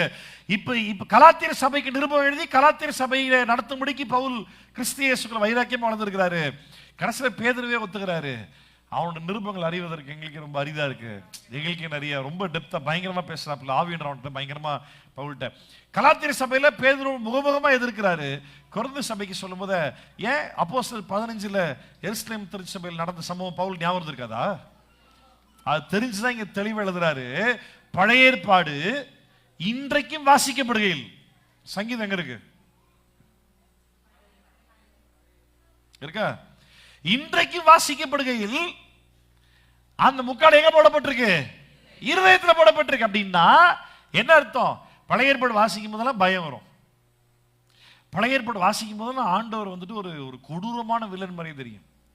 நாங்க ரசிக்கப்படுறதுக்கு முன்னாடி என் சாமிக்கு 6 கை இருந்தது, 6 கையில 6 ஆயுதம் தான் இருந்தது. இவரை பழைய ஏற்பாட்டுல பார்த்து எத்தனை கை இருக்கு எத்தனை ஆயுதம் இருக்குன்னே தெரியலையப்பா, அதோட கொடூரமா இருக்குன்ற மாதிரி தான் ஃபீலிங் வரும் இல்ல? ஆனா அதே பழைய ஏற்பாட்டுல தான் வாசிக்கிறோம், அவருடைய கிருபை என்றென்றைக்கும் உள்ளது. அல்லேலூயா. அதான் சொல்றாரு, அவர் என்னைக்குமே மாற மாட்டாரு. ஆனா அந்த பிரமாணம் எனக்குள்ள வரும்பொழுது எனக்கு அந்த பிரமாணம் வீக்கா இருக்கு. என்னுடைய மாம்சத்தினால நான் செய்ய முடியாத பிரமாணத்தை இயேசு எனக்காய் சிலுவையில் செய்து முடித்தார். இப்ப நான் பிரமாணத்தின் வழியா இயேசு பிதாவை பார்க்க ட்ரை பண்ணல, நான் இயேசு வழியா பிதாவை பார்க்க ட்ரை பண்றேன். பிரமாணத்தின் வழியாய் தேவனை பார்க்க ட்ரை பண்ணும் பொழுது நீ பாவின்னு உணர்த்தப்படுவ. பிரமாணத்தின் வழியாய் நீ தேவனை பார்க்க ட்ரை பண்ணும் பொழுது நீ உனக்கு ஆண்டவருக்கு சம்பந்தமே இல்லைன்ற மாதிரி இருக்கும். பிரமாணத்தின் வழியா தேவனை பார்க்கும்போது உனக்கு பயம் தான் வரும். ஆனா இயேசு வழியா பார்க்கும்போது உனக்கு மன்னிப்பும் பிள்ளை என்ற அதிகாரமோ ஆண்டவருக்கு தகப்பன் என்ற உறவு உனக்கு புரிய ஆரம்பிக்கும். எனக்கும் பிதாவுக்கும் மத்தியஸ்தர் இயேசு, பிரமாணம் கிடையாது. அல்லேலூயா. அந்த மத்தியஸ்த வேலையை தொடர்ந்து இயேசு நமக்காய் பார்த்து கொண்டிருக்கிறார். அதை மறந்துடக்கூடாதுன்றதுக்காக தான் அவர் நமக்கு பரிசுத்தாவை கொடுத்துட்டு போயிருக்கார். ரெல்லை சொல்லுவோமா? எல்லாருக்குமே இந்த வருஷம் மனப்படமா தெரியும். கர்த்தரே ஆவியானவர். கர்த்தரே ஆவி எங்கேயோ என்ன அர்த்தம் அப்படின்னா? யாரையாருன்னா சொல்லுங்க, என்ன அர்த்தம் அப்படின்னா? பலமுறை கேட்டிருப்போம், ஆவியானவர் எங்கேயோ விடுதலை உண்டு. வர்ஷிப் டைம்ல பயங்கரமா சொல்லுவாங்க. இன்னும் வர்ஷிப் டைம்ல மட்டும் ஆவியானவர் இருக்கிற மாதிரி பசங்க டைம்ல ஓடி போயிடுறாரு போலுங்க. வர்ஷிப் டைம்ல மட்டும் சொல்லுவாங்க ஆவியானவர் இங்கே விடுதலை உண்டு. பிசாசு ஓட்டும் போது சொல்லுவாங்க, வியாதிக்காக ஜெபம் பண்ணும்போது சொல்லுவாங்க. இல்ல, இது எல்லாத்துக்கும் காரணமா இருக்கிற பிரமாணம் ஒன்று இருக்கு தெரியுமா? அதுக்காக தான் பவுல் ஆக்சுவலா சொல்றாரு. எங்க இருக்கு அந்த வசனம்? நம்ம வாசிக்கிற அதே இடத்துல தான் இருக்குது. அதே 3ஆம் அதிகாரத்தில் தான் இருக்கு. 2 Corinthians 3ஆம் அதிகாரத்தில் இல்ல 17 போகாதீங்க, விட்டதுல தொடர்ந்து வாசிங்க. 15 வருஷமா 16 வாசிங்க. அவர்கள் கர்த்தரிடத்தில் மனம் திரும்பும் பொழுது அந்த முக்காடு எடுபடும். சார் எதுல இருந்து மனம் திரும்பணும்னு சொல்லு. நான் பாவத்தில் மனம் திரும்புதல் கேள்விப்பட்டிருக்கேன். பாவத்தில் மனம் திரும்புதல் நிறைய கேள்விப்பட்டிருக்கிறேன். இப்ப இங்க ஒரு மனம் திரும்புதல் பத்தி பவுல் பேசுறார். அவர்கள் கர்த்தரிடத்தில் மனம் திரும்பும் போது அந்த முக்காடு எடுபடும். எதுல இருந்து கர்த்தர்கிட்ட மனம் திரும்பணும்? கரெக்டா? நியாய பிரமாணத்திலிருந்து மனம் திரும்பி கிறிஸ்துவுக்குள்ள வரணும். எடுபட்டு போகும். அப்புறம் வாசிங்க. கர்த்தரே ஆவியானவர். கர்த்தருடைய ஆவி எங்கேயோ அங்கு விடுதலை உண்டு. சொல்லுங்க. இப்ப கர்த்தருடைய ஆவியானவர் எங்கேயோ அங்க எதுல இருந்து விடுதலை உண்டு? Very good. அதுதான் பவுல் சொல்றார். ராபின் சொல்லுவோமா? அல்லேலூயா. நாம் எல்லாரும் திறந்த முகமாய் கர்த்தருடைய மகிமையை கண்ணாடியிலே காண்கிறது போல கண்டு ஆவியாயிருக்கிற கர்த்தரால் அந்த சாயலாகத்தானே மகிமையின் மேல் மகிமை அடைந்து மறுரூபமாக்கப்படுகிறோம். வரல சொல்லுமா? நீ நியாய பிரமாணத்தை பிடிச்சிக்கிட்டு ஏசு ஏசு ஏசுன்னு சொல்லிட்டு இருந்தீங்கன்னா உனக்கு விடுதலையே புரியாது. நியாய பிரமாணத்தை விட்டு ஏசுன்னு வந்தீங்கன்னா நிச்சயமா விடுதலை உண்டு. நல்ல சொல்லுமா? இன்னைக்கு எப்படி யூதர்கள் ஆதி நாட்கள்ல நியாய பிரமாணத்தை விட்டுட்டு இயேசுக்குள்ள வர முடியாம ஒரு பக்கம் நியாய பிரமாணத்தை பிடிச்சிக்கிட்டே இயேசு நம்பிட்டு இருந்தாங்களோ, அதே போலதான் இன்னைக்கும் 90% of Christians in the international population, the world population, உலகத்திலேயே 90% கிறிஸ்தவர்கள் யூதர்களை போல பைபிள்ன்ற பேர்ல இன்னும் பழைய ஏற்பாடு நியாய பிரமாணத்தை பிடிச்சு வச்சுக்கிட்டு தான் இயேசுன்னு சொல்லிட்டு இருக்காங்க. பழைய ஏற்பாடு நியாய பிரமாணம் வேணுமான்னு கேட்டா கண்டிப்பா வேணும். எதுக்காக வேணும் தெரியுமா? அங்க வந்து மேசியாவை பத்தி என்னெல்லாம் சொல்லப்பட்டிருக்கு. அங்க வந்துட்டு மேசியாவோட வருகையை பத்தி குறிக்கப்பட்ட நாட்கள் காலங்கள் என்ன, மேசியாவுடைய சுபாவங்கள் என்ன, எதெல்லாம் சொல்லப்பட்டிருக்கு. அதெல்லாம் இருந்தாதான் இங்க வந்திருக்கிற மேசியா இந்த இயேசுதான் அங்க சொல்லப்பட்டிருக்க மேசியான்றது புரிய வருமே தவிர மற்றபடி எதுக்காகவும் பழைய ஏற்பாடு எடுத்து வச்சுட்டு வாசிட்டு ஒன்றும் பண்ண போறது இல்லை. இன்னும் பழைய ஏற்பாட்டில் தீர்க்க தரிசன ஆகமங்களும் இருக்கு, தீர்க்க தரிசன நிருபங்களும் இருக்கு. இன்னும் நிறைவேற வேண்டிய ஐடா உட்கார ஜம்னாஸ்ட் நீங்க ரொம்ப செல்லம் தரீங்க அவளுக்கு. இன்னொரு பப்ளிக்ல நான் உங்களை கடுமையா பேசுற மாதிரி வச்சுக்காதீங்க. நான் லாஸ்ட் வார்னிங் சொல்றேன் உங்களுக்கு. நான் அவளுக்கு ரொம்ப செல்லம் தரீங்க, நல்லது கிடையாது. நான் தைரியமா நான் உங்களை திட்டுவேன். ஏன்னா எங்க அப்பாவை திட்டுறேன். என் பிள்ளையை நான் கரெக்ஷன் பண்ணும்போது எங்க அப்பா குறுக்க வந்தாலும் அப்பாவை நான் ஒரு சம்மத்திட்டு திட்டின ஒரு நாளைக்கு நான் என் பிள்ளையை நான் கரெக்ஷன் பண்ணும்போது நீங்க குறுக்க வராதீங்க, கொஞ்சம் அப்புறமா வச்சுங்க. நீங்க அப்பாவை நான் திட்டினா உங்களை நான் கண்டிப்பா திட்டுவேன். நான் பிள்ளையை செல்லம் கொடுத்து கெடுத்துடாதீங்க.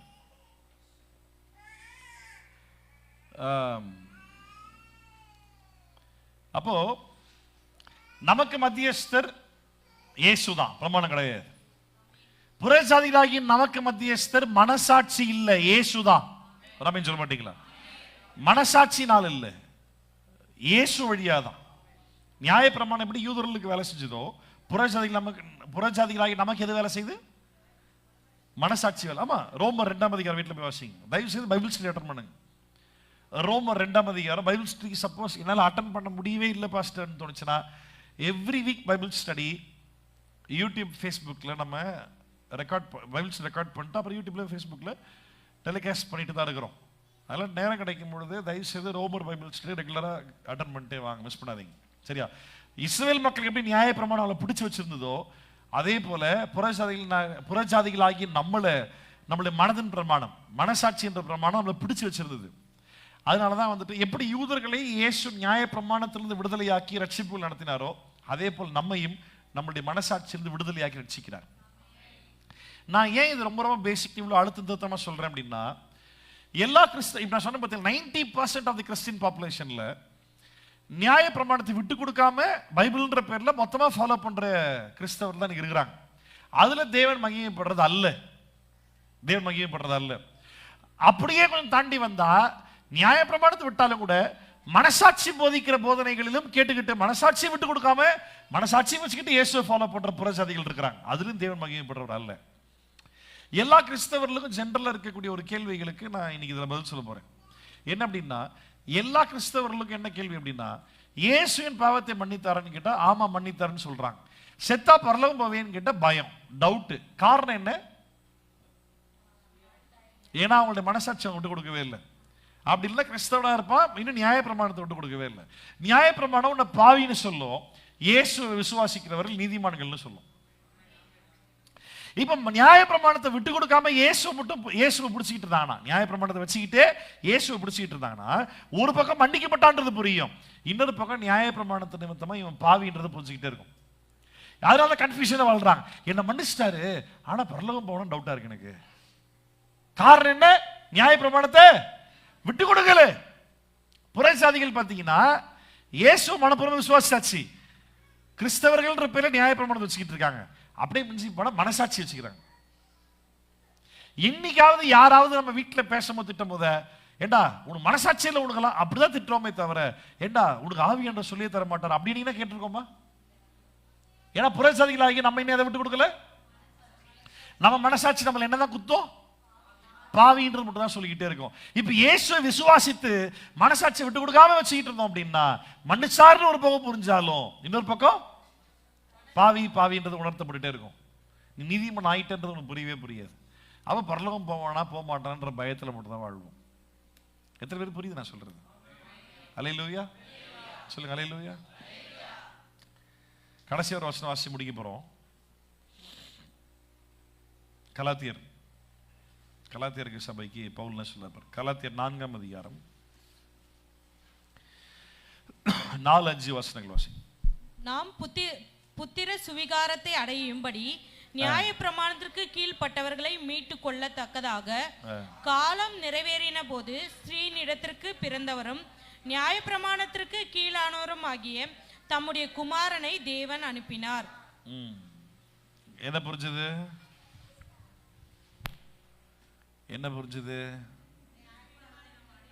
இவ்வளவு நேரம் செய்தி நீங்க கரெக்டா கேட்டீங்கன்னா நான் என்ன காரணத்துக்கு அந்த வசனத்தை வாசிக்க சொன்னேன்னு கரெக்டா பதில் சொல்லுங்க பாப்போம்.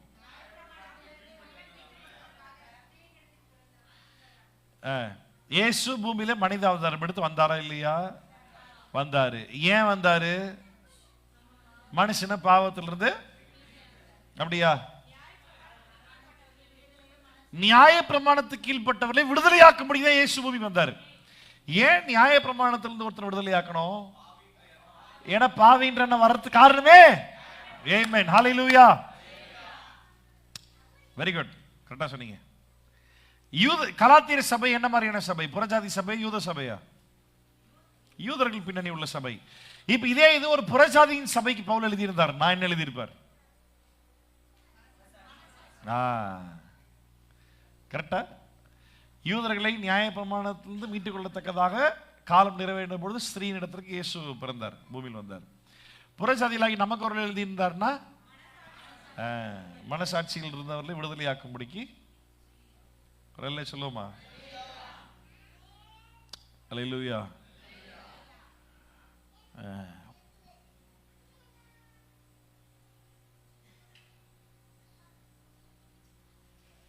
ரைட், இன்னைக்கு செய்தி முடிஞ்சது. ஆனா நம்ம அடுத்த வாரம் தொடர்ந்து கண்டினியூ பண்ண போறோம். அடுத்த வாரம் அப்போஸ்தலர்களுடைய அடிப்படையான உபதேசம், புது உடன்படிக்கையின் உபதேசம், அதை குறித்து பைபிள்ல இன்னும் நிறைய வசனங்கள் இருக்கு. நிறைய வசனங்கள் இருக்கு. அடுத்த வாரம் நம்ம என்ன பண்ண போறோம்? இன்னைக்கு செய்தி நல்லா புரிஞ்சுச்சா உங்களுக்கு? புரிஞ்சுதா?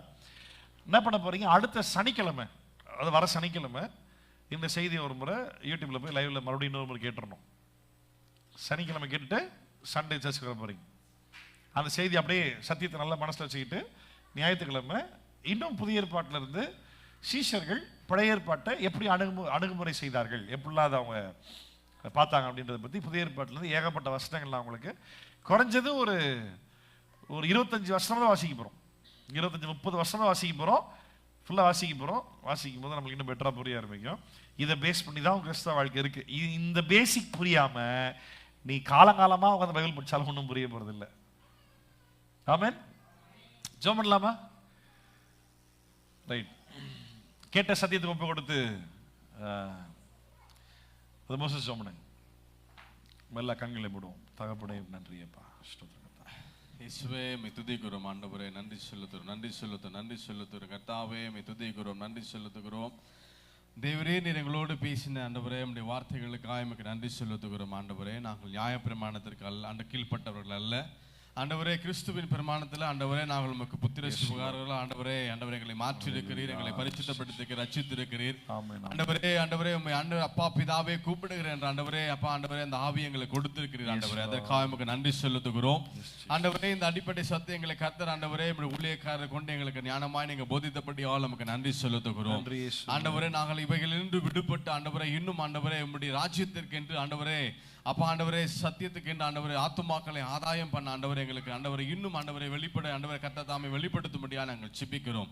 ஓட கர்த்தர் தாமே உதவி புரியும்படியா நாங்கள் ஜெபிக்கிறோம். ஆண்டவரே உம்முடைய ஆண்டவரே சத்தியத்தினால ஒவ்வொருத்தரும் ஆண்டவரே ஒவ்வொரு நாளும் எங்களை நிரப்பி நடத்தும்படியா நாங்கள் வேண்டுகிறோம். ஆண்டவரே இன்னும் உம்முடைய சத்தியத்துல வளர, இன்னும் உம்முடைய சத்தியத்துக்குள்ள ஆண்டவரை நிலைத்திருக்க ஆண்டவரே கர்த்தர் எங்களுக்கு ஆண்டவரை கிருபை பாராட்டும்படியா நாங்கள் ஜெபிக்கிறோம். ஆண்டவரே அப்பா ஆண்டவரே நீரே ஆண்டவரை எங்களை முற்றிலுமாய் நடத்தும்படியாய் வேண்டுகிறோம். அந்த ஒவ்வொரு ஆண்டவரே பிள்ளைகளையும் கர்த்தர் தாமே உம்முடைய ஆண்டவரே ஆவியினால நிரப்புனீங்க, உம்முடைய வார்த்தையினால நிரப்புனீங்க. ஆண்டவரே உம்முடைய ஆண்டவரே அப்பா ஆண்டவரே உம்முடைய ஆண்டவர் வசனத்தை ஆண்டவரே எங்களுக்கு தெரியப்படுத்தினீங்க, உங்களுக்கு நன்றி செலுத்துகிறோம். இந்த வசனத்துல நாங்கள் இன்னும் ஆண்டவரை பலப்பட, இந்த வசனத்தை நாங்கள் நிலைத்திருக்க, இந்த வசனத்தை நாங்கள் அநேகருக்கு எடுத்து சொல்ல ஆண்டவரே சாட்சிகளாய் கர்த்தர் தாமே நிறுத்தும்படியா நாங்கள் ஜெபிக்கிறோம். ஆண்டவரே அப்பா நாங்கள் எப்படி நியாயப்பிரமாணத்திலிருந்து விடுதலையாக்கப்பட்டிருக்கிறோமோ என்றதை அறிந்திருக்கிறோமோ அதே போல ஆண்டவரே இந்த ஆண்டவரே உலகத்தில் இருக்கிற எல்லா கிறிஸ்துவர்களும் ஆண்டவரே இப்படிப்பட்ட காரியத்திலிருந்து விடுதலையாகி ஆண்டவரே நீர் ஆண்டவரே கிறிஸ்துவின் பிரமாணத்துக்குள்ள ஆண்டவரை நிலைத்திருக்கிற அப்பா ஆண்டவரே அந்த சத்தியத்தை ஆண்டவர் புரிய வைக்க கர்த்தர்கள் எடுத்து பயன்படுத்தும்படியா நாங்கள் ஜெபிக்கிறோம். கர்த்தாவே பொறுப்பெடுத்து நடத்துவீராக. இன்னும் எங்களை ஆண்டவர் கொண்டு நீங்க ஆண்டவரை போகிற காரியத்திற்காக எமக்கு நன்றி செலுத்துகிறோம். அப்பா ஆண்டவரே உம்முடைய வருங்காலங்களில் ஆண்டவரே ஆத்தும ஆதாயம் பண்ண ஆண்டவரே இப்படிப்பட்ட ஆண்டவரே நாட்கள் ஆண்டவரே எங்களுக்கு பிரயோஜனப்படுத்திக் கொண்டபடியால் உமக்கு நன்றிகளையும் ஸ்தோத்திரங்களும் ஏறெடுக்கிறோம். ஆண்டவரே இன்னும் உடைய சத்தியத்தில் வளர கர்த்தர் எங்களுக்கு உதவி செய்யுங்க, பொறுப்பெடுத்துக் கொள்ளுங்க. ஆண்டவரே ஊழியருக்காக நாங்கள் செபிக்கிறோம், கொடுக்கப்பட்ட மனைவிக்காக, கொடுக்கப்பட்ட பிள்ளைகளுக்காக, கொடுக்கப்பட்ட ஊழியத்திற்காக நாங்கள் செபிக்கிறோம். போக்கையும் வார்த்தையும் கர்த்தர் ஆசீர்வதிக்கும்படியா நாங்கள் செபிக்கிறோம். தேவையில் எல்லாம் சந்திக்கும்படியா செபிக்கிறோம். பலத்தையும் ஆரோக்கியத்தையும் சுகத்தையும் ஜீவனையும் கர்த்தர் தாமே இன்னும் அதிகமாய் கொடுத்து கர்த்தர் தாமே நீங்க நடத்தும்படியா நாங்கள் செபிக்கிறோம். அப்ப ஆண்டவரே சபையில கர்த்தர் ஆத்துமாக்களை ஆண்டவரை பெருக பண்ணும்படியா செபிக்கிறோம். அதற்குண்டான ஆண்டவரை எல்லா வழிவாய்களை கர்த்தர் திறந்து கொடுக்கும்படியா நாங்கள் செபிக்கிறோம். எங்களை கர்த்தர் எடுத்து பயன்படுத்துவீராக. அநேகருக்கு சாட்சிகளை, அநேகருக்கு ஆண்டவரே சத்தியத்தை ஆண்டவரே எடுத்து சொல்லுகிற ஆண்டவரே அப்பா ஆண்டவரே ஒரு சந்ததியை கர்த்தர் மாற பண்ணும்படியா எங்களுக்குள்ள ஒரு மாற்றத்தை கர்த்தர் உண்டு பண்ணுங்க. எங்களுக்குள்ள ஆண்டவரே வைராக்கியத்தை கர்த்தர் கட்டி எழுப்பும்படியா நாங்கள் செபிக்கிறோம். எங்களுக்குள்ள ஒரு மனமாறுதலை கர்த்தர் உண்டு பண்ணும்படியா நாங்கள் செபிக்கிறோம். எங்களுக்குள்ள ஒரு தைரியத்தை கர்த்தர் உண்டு பண்ணுவீராக. ஆண்டவரே எங்களுக்குள்ள ஒரு புது ஆண்டவரே உடன்படிக்கையின் ஆண்டவரே சத்தியத்தை வைத்திருக்கிறபடியால் நமக்கு நன்றி செலுத்துகிறோம். அப்பா கிறிஸ்துவுக்குள் ஆண்டவர் எல்லாவற்றையும் செய்யத்தக்கத ஆண்டவரே பலனை கர்த்தர் இன்னும் அதிகமாய் கொடுக்க முடியும் நாங்கள் செபிக்கிறோம். ஒவ்வொரு நாளும் உடைய சத்தியத்தில் ஆண்டவரே நான் இன்னும் பலப்பட கர்த்தர் உதவி செய்யுங்க. அப்பா நம்முடைய வார்த்தையில பலப்பட உதவி செய்யுங்க. தைரியமாய் பேச ஆண்டவரே கர்த்தர் எங்கள் நாவுகளை ஆண்டவரே கர்த்தர் தாமே ஆண்டவரே நீங்க ஆண்டவர் கூர்மைப்படுத்தும்படியா நாங்கள் செபிக்கிறோம். எங்கள் வாயிலிருந்து புறப்படுகிற ஒவ்வொரு வார்த்தையும் ரட்சிப்பின் வார்த்தைகளா இருக்க, அப்பா சமாதானத்தின் வார்த்தைகளா இருக்க, அநேகருடைய ஆண்டவரை இருதயங்களை பெல்லக்கத்தக்க வார்த்தைகளா இருக்க கர்த்தர் உதவி செய்யும்படியா செபிக்கிறோம். ஆண்டவரே அப்பா ஆண்டவரே ஒவ்வொரு நாட்களும் நாங்கள் பிரயோஜனப்படுத்திக் கொள்ள கர்த்தர் எங்கள் சிந்தைகளையும் எங்களுடைய ஆண்டவரே அப்பா நாட்களையும் கர்த்தர் தாமே பிரயோஜனப்படுத்திக் கொள்ளும்படியா நாங்கள் செபிக்கிறோம். பொறுப்படுத்திக் கொள்ளுவீராக. எங்களை நீங்க தெரிந்து கொண்டபடியால் நமக்கு நன்றி ஆண்டவரே. மீதமுள்ள ஆண்டவரே எல்லா ஆண்டவரே ஜனங்களையும் எங்களை கொண்டு நீங்க தெரிந்து கொள்ள போற நல்ல கிருபைக்காய் நன்றி செலுத்துகிறோம். எங்களை நீங்க விடுதலையாக்கினதற்காக நன்றி செலுத்துகிறோம். எங்களை கொண்டு அநேகரை சத்தியத்திற்குள்ளாய் ஆண்டவரே நீங்க விடுதலையாக்க போக நல்ல கிருபைக்காய் நன்றி செலுத்துகிறோம். அது ஆண்டவரே கர்த்தர் எங்கள் சபையிலிருந்து ஆண்டவரே எழும்ப போகிற நல்ல கிருபைக்காய் நன்றி செலுத்துகிறோம்.